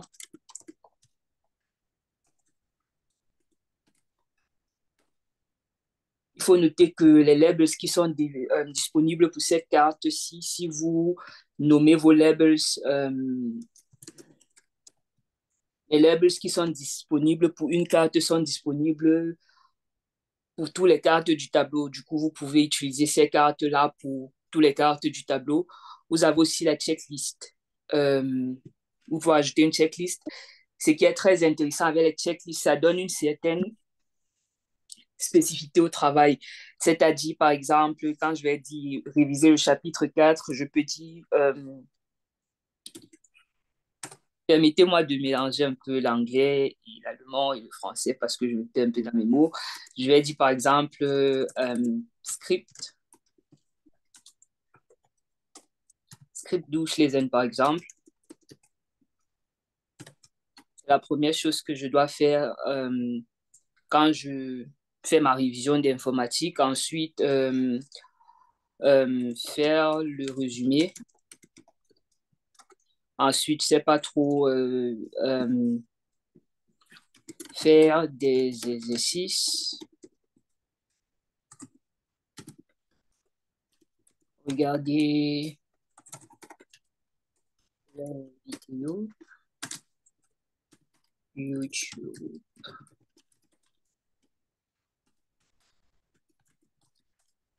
Voilà. Ce qui est intéressant ici, c'est que vous pouvez, par exemple, quand vous mettez regarder la vidéo YouTube de Daniel Young, vous pouvez, par exemple, directement mettre le lien et vous avez aussi la possibilité, voilà, d'ajuster la date, de mettre une date à laquelle vous deviez, voilà, finir cette tâche. Je peux mettre, par exemple, le 31 et généralement, quand vous avez une tâche qui est avec une date limite, vous recevrez généralement les mails que votre tâche est presque, voilà, que la date limite est presque déjà là ou bien, voilà, que la date limite a été débordée. Vous avez aussi la possibilité, par exemple, Anhang, d'ajouter, par exemple, voilà, comme j'ai dit plutôt, soit le lien, soit vous pouvez aussi ajouter les détails. Donc, c'est-à-dire, par exemple, sur cette carte, vous pouvez décider d'ajouter, c'est pas votre script d'informatique Drive du chapitre 4. Bon, si c'est tellement nécessaire, je ne sais pas, mais ça peut être pratique pour certaines personnes d'ajouter directement le cours pour que, voilà, dès que vous entrez dans votre Trello board, vous voyez directement le cours. Vous pouvez décider de définir un title build. Ce qui est très intéressant, enfin, c'est qu'on aime bien faire dans le bureau de Codex, c'est qu'on aime bien travailler avec des couleurs. Donc, je peux choisir par exemple la couleur verte pour informatique dry. Et chaque fois que je vois la couleur verte, par exemple, je sais directement que c'est informatique dry. Parce que l'idée aussi avec le Trello, l'idée avec le Kanban board, c'est d'essayer au maximum de réduire ce qu'on va appeler en anglais visual noise, c'est-à-dire je veux regarder mon Kanban board et avoir directement un aperçu de tout ce que j'ai à faire. Je ne veux pas commencer à lire ou bien devoir stresser encore pour comprendre les images. Et pour cette raison, pour nous, voilà, dans le bureau, c'est beaucoup plus intéressant, comme j'ai dit, de travailler avec des couleurs. Comme ça, voilà. Là, comme vous voyez, on a déjà Informatique Drive. Quand on regarde la carte dans notre backlog, on voit directement que la carte doit être, voilà, la tâche doit être terminée jusqu'au 31. On voit qu'il y a une checklist qui n'a pas encore été commencée. Chaque fois que, voilà, si vous dites par exemple que vous avez Informatique Drive aujourd'hui, vous pouvez venir checker la checklist. Voilà, dès que vous avez fini de lire le script, vous pouvez checker ici que vous avez fini de lire le script. Quand vous repartez dans le backlog, voilà, vous verrez que vous avez fait une tâche, voilà, une tâche sur les 4 tâches qui sont sur votre checklist. Vous pouvez naturellement aussi juste déplacer vos cartes pour mettre vos cartes tout simplement sous la colonne auquel ces cartes correspondent. Du coup, je ne sais pas si Emma est encore là, si Espa est encore là. Oui, oui, oui, oui, oui. Je ne sais pas si tu voudrais bien faire la séance du bas du corps, du moins, C'est-à-dire, j'ajoute les autres éléments. ajouter la checklist, ajouter la couleur, D'accord. voilà, le title build und so weiter. Et les autres peuvent bien, voilà, donner leurs idées, ce qui pourrait être intéressant sur, voilà, sur cette carte. Ok, commençons alors par la... Bon, la carte nettoyage à la maison sera presque finie. J'ai déjà ajouté quelques styles et à cette carte, le premier style peut être chambre. Et chambre concerne à changer la Je ne couverture. sais pas si Emma peut partager, on ne voit pas, Ouvre c'est la vraiment carte D'accord. Ah, directement ok. en ouvre la expliquant en carte. fait. Ah, ok, d'accord. Pour partager, tu dois me donner... pour faire cela, je suis obligé de me connecter directement sur la machine. Bien, Pearl, ouvre pendant que tu parles. Pelle, Ok, ouvre la oui, carte. oui, oui, oui, oui, ça sera mieux en fait. La première carte, c'est la carte nettoyer la maison. Ok, c'est ça en fait. Bon, cette carte a plusieurs styles qui est séparée en 4 grandes parties. Chambre, salon, bon, 3 grandes parties, chambre, salon et cuisine. Et les offres que on doit faire dans la chambre sont changer la couverture et monter les nouveaux meubles. Dans le salon, c'est laver le sol, nettoyer le canapé et le meuble télévision. Dans la cuisine, c'est nettoyer la cuisinière, nettoyer le four, placer les courses en fait. Et maintenant, ici, on peut mettre que peut-être changer la couverture, acheter de l'ajouter de membre, mettre à niveau, respect comme la fonction de checklist. OK. Bon, pour la date limite, je ne peux pas mettre puisque j'ai un compte normal. Bon, ça, on peut laisser pour le moment. En principe, si, parce que je pense, j'ai aussi un compte normal. Toutes les comptes peuvent mettre la date. Un peu. Non, passer la version supérieure pour faciliter le travail. Juste pour petit rappel, il y a la date de départ et la date limite, c'est-à-dire la date où l'activité entre au début. C'est juste que cette case-là n'est plus jamais cochée au début, en fait. Quand vous cliquez sur la date, vous voyez bien qu'il y a deux dates. Il y a la date de début et la date de fin. Ah non, non, non. En fait, pour moi, j'ai envie de mettre la date peut-être pour changer la couverture. Quand maintenant, et on clique sur cela, on peut ajouter une date à l'intérieur. Non, non. En fait, là-bas, tu as besoin de la version payante. Si tu Ok. veux ajouter une date sur chaque point de la checklist, tu as Oui, besoin de la version payante. oui, d'accord. Oui, c'était ça le problème que j'avais. Et en faisant comme ça, j'ai fini à la partie nettoyer la maison. Sauf si on aura besoin aussi de mettre une photo pour l'image de couverture. Maintenant, l'image de couverture, c'est pas trop, puisque on peut aussi mettre le jaune, puisque le jaune concerne pour les activités de maison, en fait. Ou soit on peut mettre la couleur en fonction de la priorité, en fait. Zest Management, dis-nous ce que tu fais. Ne dis pas on peut. Fais. Bon, je propose, en fait, je propose et maintenant, ce sont les gens qui choisissent, en fait. Donc, puisque dans le sens ici, qu'on a deux choix. Le premier choix, la couleur qui domine, c'est la couleur en fonction des priorités. Et maintenant, le subtil de couleur, c'est la couleur et en fonction de l'activité. Ou soit on peut faire le concret. En fait, Pelle, je vais te laisser avec ton équipe, disons, jusqu'à peut-être même 55. Et je vais juste prendre les 5 dernières minutes pour dire ce que je pense de votre exercice. Je pense que ça serait mieux, en fait. Je vais vous laisser vraiment travailler en équipe. Et je vais juste prendre les 5 dernières minutes. D'accord. Et qu'est-ce que les autres personnes pensent par rapport à l'idée? Quel est le meilleur choix à faire?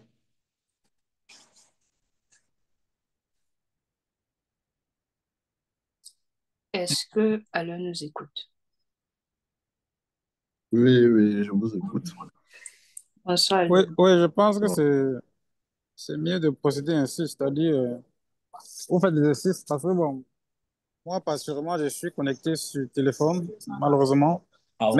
mais je suis en train de suivre bout en bout et également lire et comprendre en quoi consiste la planification avec Trello. Donc, je suis totalement avec vous. D'accord. OK.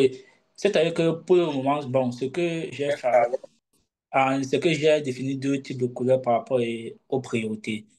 La couleur rouge, c'est pour urgent, ce qui est écrit dans l'énoncé du devoir, et on peut encore définir la couleur violette pour dire que c'est normal. Dans le sens que ce n'est pas prioritaire, contrairement aux autres que le type de priorité, c'est urgent. Voilà, ce qui pourrait être intéressant à dire, comme j'ai dit, c'est que les cartes peuvent être définies en fonction des colonnes ou bien en fonction de leur catégorie, c'est-à-dire on va avoir nettoyer la maison par exemple. Nettoyer la maison, on peut mettre, voilà, je ne sais pas si le jaune a été défini, bon, on peut le mettre en vert par exemple pour dire que c'est pas critique, voilà, ça ne nuit pas. Oui. Euh, on peut par la suite le déplacer et le mettre sur la colonne activité de la maison. Mhm. On va avoir par exemple leg day. Leg day, on sait que ça y va avec la salle de sport, du moins l'activité sportive. On peut le mettre en orange. Voilà, c'est vraiment votre préférence. Euh, on peut mettre label très urgent. On peut mettre, voilà, si je fais mon leg day, si je pars à la salle avec quelqu'un, je peux l'ajouter, disons par exemple Alain. Par la suite, je peux ajouter des labels. Voilà, j'ai déjà ajouté mon label pour dire que c'est très critique, très urgent. Sur la checklist, maintenant, la checklist, par exemple, peut être ma séance de sport. Donc, je dirais, voilà. En séance d'eau, Pardon? en, le dos en fait, plus. Non, séance de bas du corps. Ok, ok, d'accord. Donc, je peux mettre IDL Trust. Je creuse. Ok. On va passer à ce que la définition. H. Référence. H. H.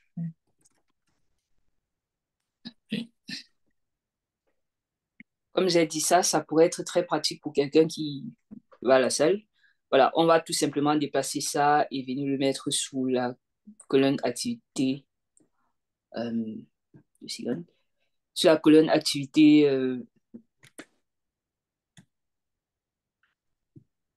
activité sportive. Et effectivement, quand vous serez à la salle, vous pouvez tout simplement, après chaque exercice, cocher et cocher et cocher, voilà. Et par la suite, ce qui est toujours très intéressant pour moi, c'est d'avoir une colonne review. Parce qu'effectivement, voilà, à la fin de chaque sprint, si, voilà, le sprint, comme on a dit, c'est une période de temps dans le contexte du Scrum qui dure maximum un mois. Du coup, on pouvait prendre dans le cas d'un étudiant que son sprint dure une semaine.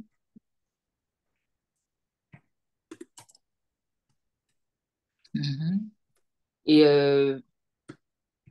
là, je vais juste déplacer le sprint parce que c'est toujours beaucoup plus intéressant quand voilà, vous débutez votre semaine de savoir quelles sont toutes les tâches que j'ai à faire pendant cette semaine.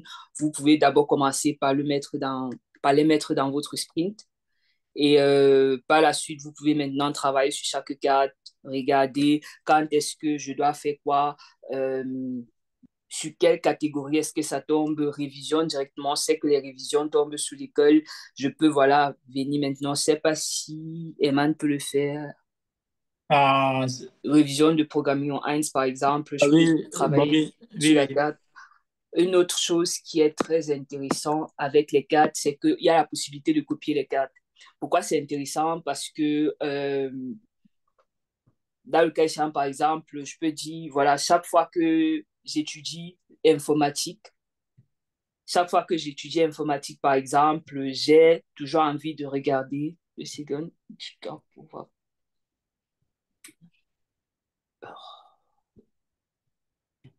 Voilà, chaque fois que j'étudie informatique, je dois pouvoir ou bien je veux bien euh, pouvoir doucher les manuscrits, faire les résumés, faire les exercices et regarder la vidéo de Daniel Young. Donc, je n'ai pas besoin de refaire la même chose chaque fois. Je peux juste peut-être modifier mon checklist si peut-être je veux, je ne sais pas, poser une question. Par exemple, poser une question au prof. Par exemple, je peux juste venir l'ajouter. Je peux aussi supprimer euh, les éléments de mon checklist. Je peux maintenant juste venir ici sur le titre de mon checklist et de mettre, au lieu de chapitre 4, mettre révision chapitre 5. Donc, on va avoir ce template-là qui est notre template, si on pouvait le dire comme ça, c'est notre template pour la révision de l'informatique.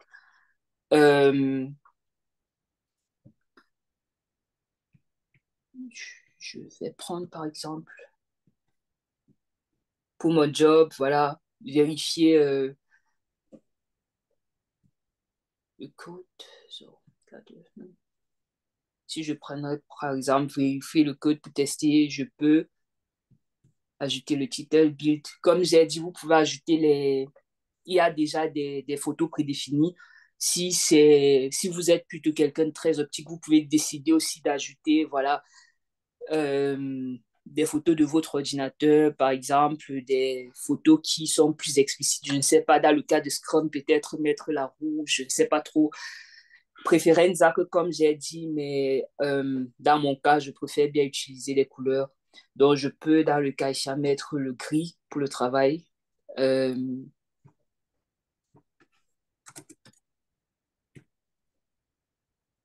et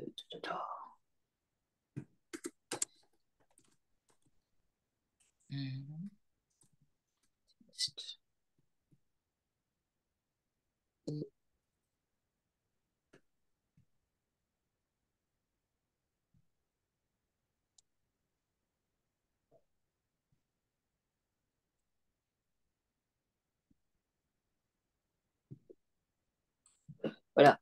Qu'est-ce que ça me permet de voir? Là, on a juste créé quelques cartes, mais vous verriez par exemple que si vous avez 5, 6, 7, 8, 9 différentes cartes, je dirais standards sur lesquelles vous travaillez, quand vous ouvrez votre Trello, je pourrais... 2 secondes. Carte copier, carte acheter.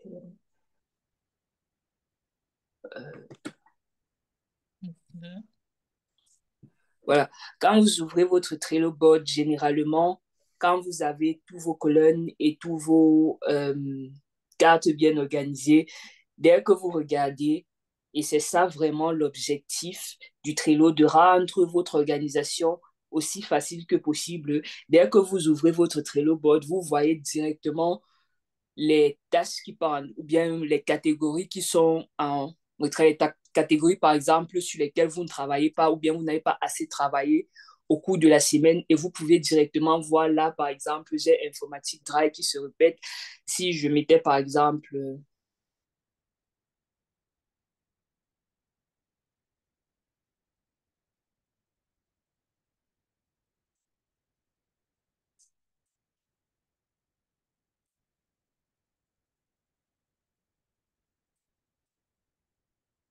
Moi, je vous écoute bien. Je pense. Allô? Moi Oui, moi, également, je je vous n'écoute écoute. plus. Et moi-même, je n'écoute plus. Comme Bon, si soit la connexion dérange. non, ça doit être juste Pelle. Continuez alors et tous l'équipe. Ok, d'accord. Pelle n'est pas là, vous continuez. Je pense que vous êtes quand même en équipe, quoi. Oui, oui. Ah, ok. Et bon, le problème, c'est que là, maintenant, je ne peux pas partager mon écran, puisque je fais la diffusion à travers je suis sur le téléphone et je fais la diffusion à travers ma machine. Sauf si c'est YouTube. Donc, Moi, je peux partager mon écran. ok, d'accord, oui, ça sera super. Et en que temps, je continue à travailler. À ce moment, on peut partir sur la partie révision de programming ou ANS. Ok. OK. Par exemple, ici, j'ai créé trois tasks concernant ce ticket. Le premier task, c'est if available for chef et crackage. Et on peut ajouter une date en fait. Comme on peut ajouter une date de début et une date de fin. C'est pas vrai que tu dois avoir la date qui s'est ajoutée en haut là, sur date. Oui. Ok, oui. Oui, et tu peux aussi changer, comme ce qu'elle a dit. Exactement. Et on peut définir une image de couverture et la fonction du type de, je sais pas, que on veut. Quand tu passes sur image de couverture, non sur label. Pas Oui, bon. ah, je pense, oui, voilà, exactement, oui. Donc, oui. Bon, je pense que c'est mieux que pour l'homme aussi.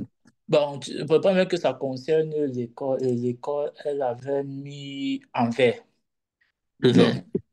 je pense que le vert, c'était pour dire, c'était informatique graille. En fait, informatique grave, le vert concerne le type de sparte, en fait. Puisque quand tu vérifies informatique grave, tous les types de couleurs qui dominent, c'est le vert pour dire que ça correspond au sparte, en fait. Oui, Ok. et maintenant, tu peux porter tout simplement le ticket et mettre dans la partie exactement, comme ça, oui. Et peut-être que si on passe sur la partie vérifier le... Non, la partie révision de programming ou 1. Donc, c'est le même principe en fait. Donc, tu mets une date et une couleur et après tu portes et tu déposes à côté. Je sais pas si vous m'écoutez maintenant. Est-ce que vous m'écoutez maintenant? Oui, mais il y a un retour de ton côté. Tu avais le téléphone. Pelle, on t'écoute, mais il y avait un retour. Continuez, les gars, continuez. Est-ce Bon, que vous si, m'écoutez là? oui, Bon, là, oui. c'est bon, là, c'est bon. Désolée, j'ai eu un souci de connexion. Et maintenant, si tu as fini, tu peux fermer et porter le ticket et mettre sur la partie école. Ok, voilà, c'est fini. Voilà. Oui. Et j'ai encore remarqué quelque chose en fait. Bon, on n'a pas encore fini, on finit d'abord. Et sur la partie Spring, et on continue avec vérifier le code de test pour le login. Bon, là maintenant, comme maintenant les taxes ne sont pas encore définies, on peut définir en cliquant sur une checklist. Checklist. Exactement. Et tu J'ai peux. ajouté la checklist. Et il y a aussi la possibilité, si tu passes sur copy items from, vous verriez là qu'il y a la possibilité de copier la checklist, une checklist qui est déjà prédéfinie ailleurs. Ok, d'accord, je comprends Donc, mieux. tu peux juste cliquer sur n'importe quelle checklist. Bon, ça ne serait pas valable peut-être dans le cas échéant, mais juste test message. Oui. Bon, peut-être juste cliquer sur une checklist qui est déjà créée. Mhm. Oui, exactement. Effectivement, et là, vous verriez si le checklist avait déjà des... Donc, peut-être ajouter une checklist qui a des tâches sur lesquelles il y a des tâches, ça pourrait peut-être être plus intéressant. Le test qu'on a, ça dépend du test qu'on a, c'est le test qui est pour activité dans la maison. Oui, tu peux cliquer sur celle-là, par exemple. Tu peux ajouter cette checklist-là Ok. juste pour le test. Enfin, non, rentrer sur checklist, Mhm. effectivement, et cliquer sur... Et choisir une sécurité qui, en fonction. Non, choisis n'importe quelle checklist qui a déjà, par exemple, révision informatique. Ok, d'accord. Révision informatique. Bon, sous révision informatique, il y a plusieurs. Non, ça, c'est révision de Bon, programming. peu importe, Révision de révision informatique informatique. 3. Voici celle-ci, exactement. Là, Ok. oui. Et vous Ok. verrez, comme j'ai dit, effectivement, que toutes les activités sur cette checklist s'afficheront directement. Donc, il y a aussi cette possibilité, voilà, s'il y a des tâches qui se ressemblent, du moins des cartes qui se ressemblent, il y a la possibilité d'ajouter les tâches, voilà, d'exporter en quelque sorte les tâches d'autres cartes. sur la carte sur laquelle vous êtes en train de travailler. Du coup, là, nous sommes à 8 minutes de la fin de la session. Je ne sais pas si les uns et les autres ont des questions. Je pense que ça serait plus intéressant de travailler avec des questions maintenant. Si les uns et les autres ont des questions à ce qui concerne Trello, je pense que vous pourriez les poser maintenant. Ouais, Pelle, merci beaucoup pour le temps. C'est même mieux déjà. Merci pour les exercices. Qu'on prenne d'abord les questions. S'il y a le temps, peut-être je reviendrai sur les exercices, mais qu'on priorise d'abord les questions pour l'instant. Merci vraiment à tous ceux qui ont participé au petit truc. Ça permet vraiment d'entrer dans la pratique. Et voilà, on va essayer juste de prioriser d'abord les questions, quoi.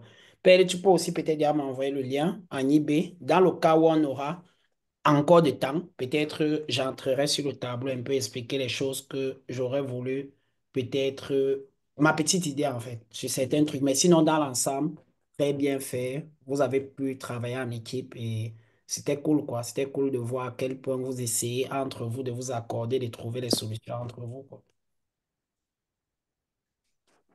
Est-ce que les uns et les autres ont des questions à ce qui concerne l'utilisation du Trello ou des Hmm. commentaires ou peut-être vous dites c'est un utile, pas très utile et il y a plus utile. Ça m'intéresserait aussi de savoir si les uns et les autres ont déjà utilisé d'autres utiles. Pour Euh, moi, je peux parler. J'ai pas de- Oui, on t'écoute, vas-y. Oui, pour moi, j'utilise l'outil Jira en fait. Et c'est ce qu'on utilise aussi en entreprise. Oui, Jira. le Jira est plus utilisé en entreprise, mais c'est presque la même chose en fait, en face de tickets et tout. Mais c'est le Jira qui est le plus utilisé en entreprise, en fait. je pense que le Jira, il faut une licence pour le Jira si je ne me trompe pas.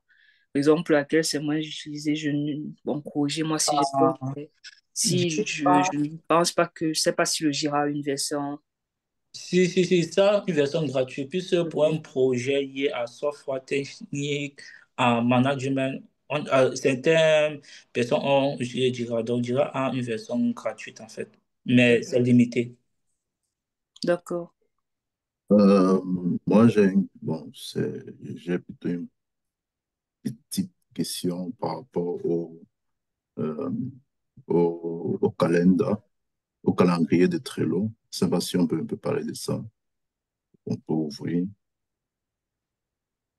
Le calendrier est un power-up. Donc, c'est-à-dire, c'est un plugin, c'est-à-dire, c'est quelque chose qu'il faut ajouter. Mais sinon, le tableau ne vient pas directement avec le calendrier. Donc, il faut aller dans la fonctionnalité power-up et ajouter le calendrier. Et le calendrier, c'est vraiment quelque chose qui va permettre donc de visualiser tout ça avec les dates que vous avez mis sur la journée, en fait. Oui, appuie sur Add et tu vas maintenant chercher calendrier. Je pense que tape calendrier là. Je pense que ça va te donner le nom, par exemple. Si tu mets calendrier au calendar, je pense que ça va te donner différents types de calendrier. Tu vas choisir ce qui est le plus populaire ou bien ce qui te plaît le plus. Et tu vas ajouter maintenant.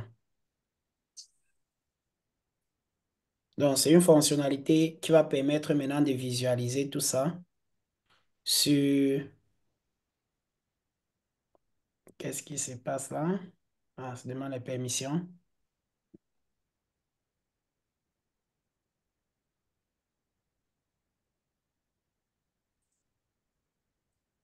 Donc, essaye de mettre continue, on donne et tout ça. On va voir un peu la vue sur le calendrier.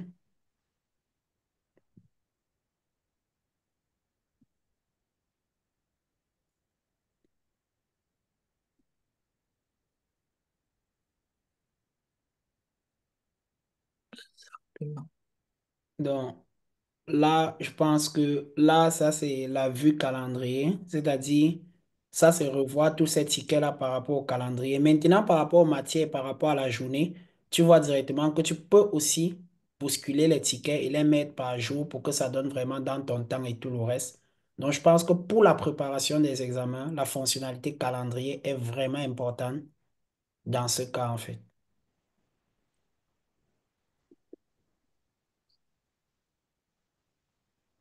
Est-ce qu'il y a d'autres questions? On est à 3 minutes de la fin.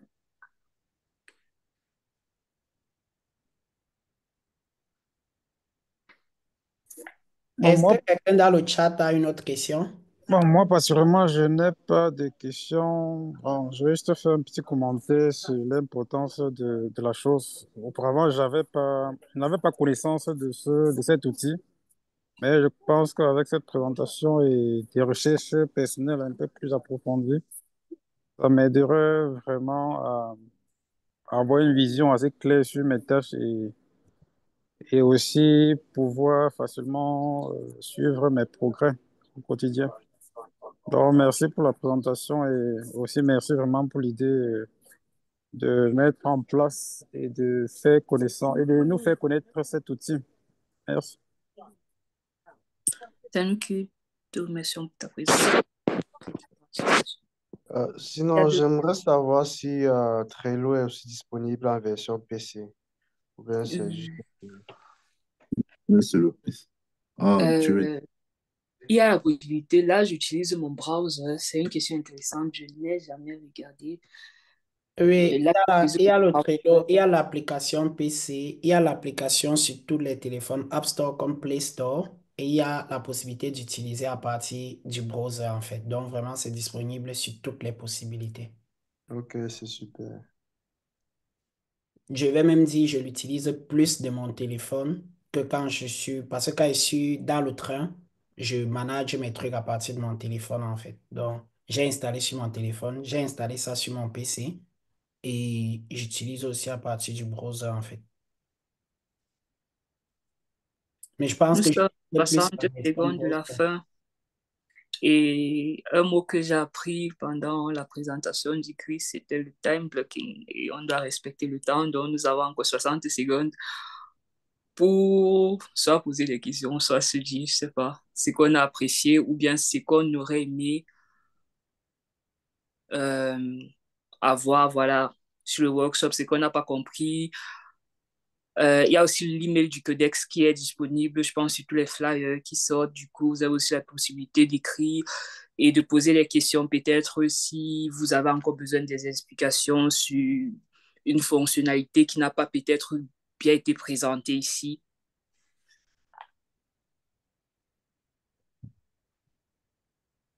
Comme je l'ai dit, je ne sais pas si tu peux me donner peut-être les 2 minutes restantes. Je ne sais pas combien de minutes on a encore, mais je pense que Normalement, aucune minute, il est 22 heures.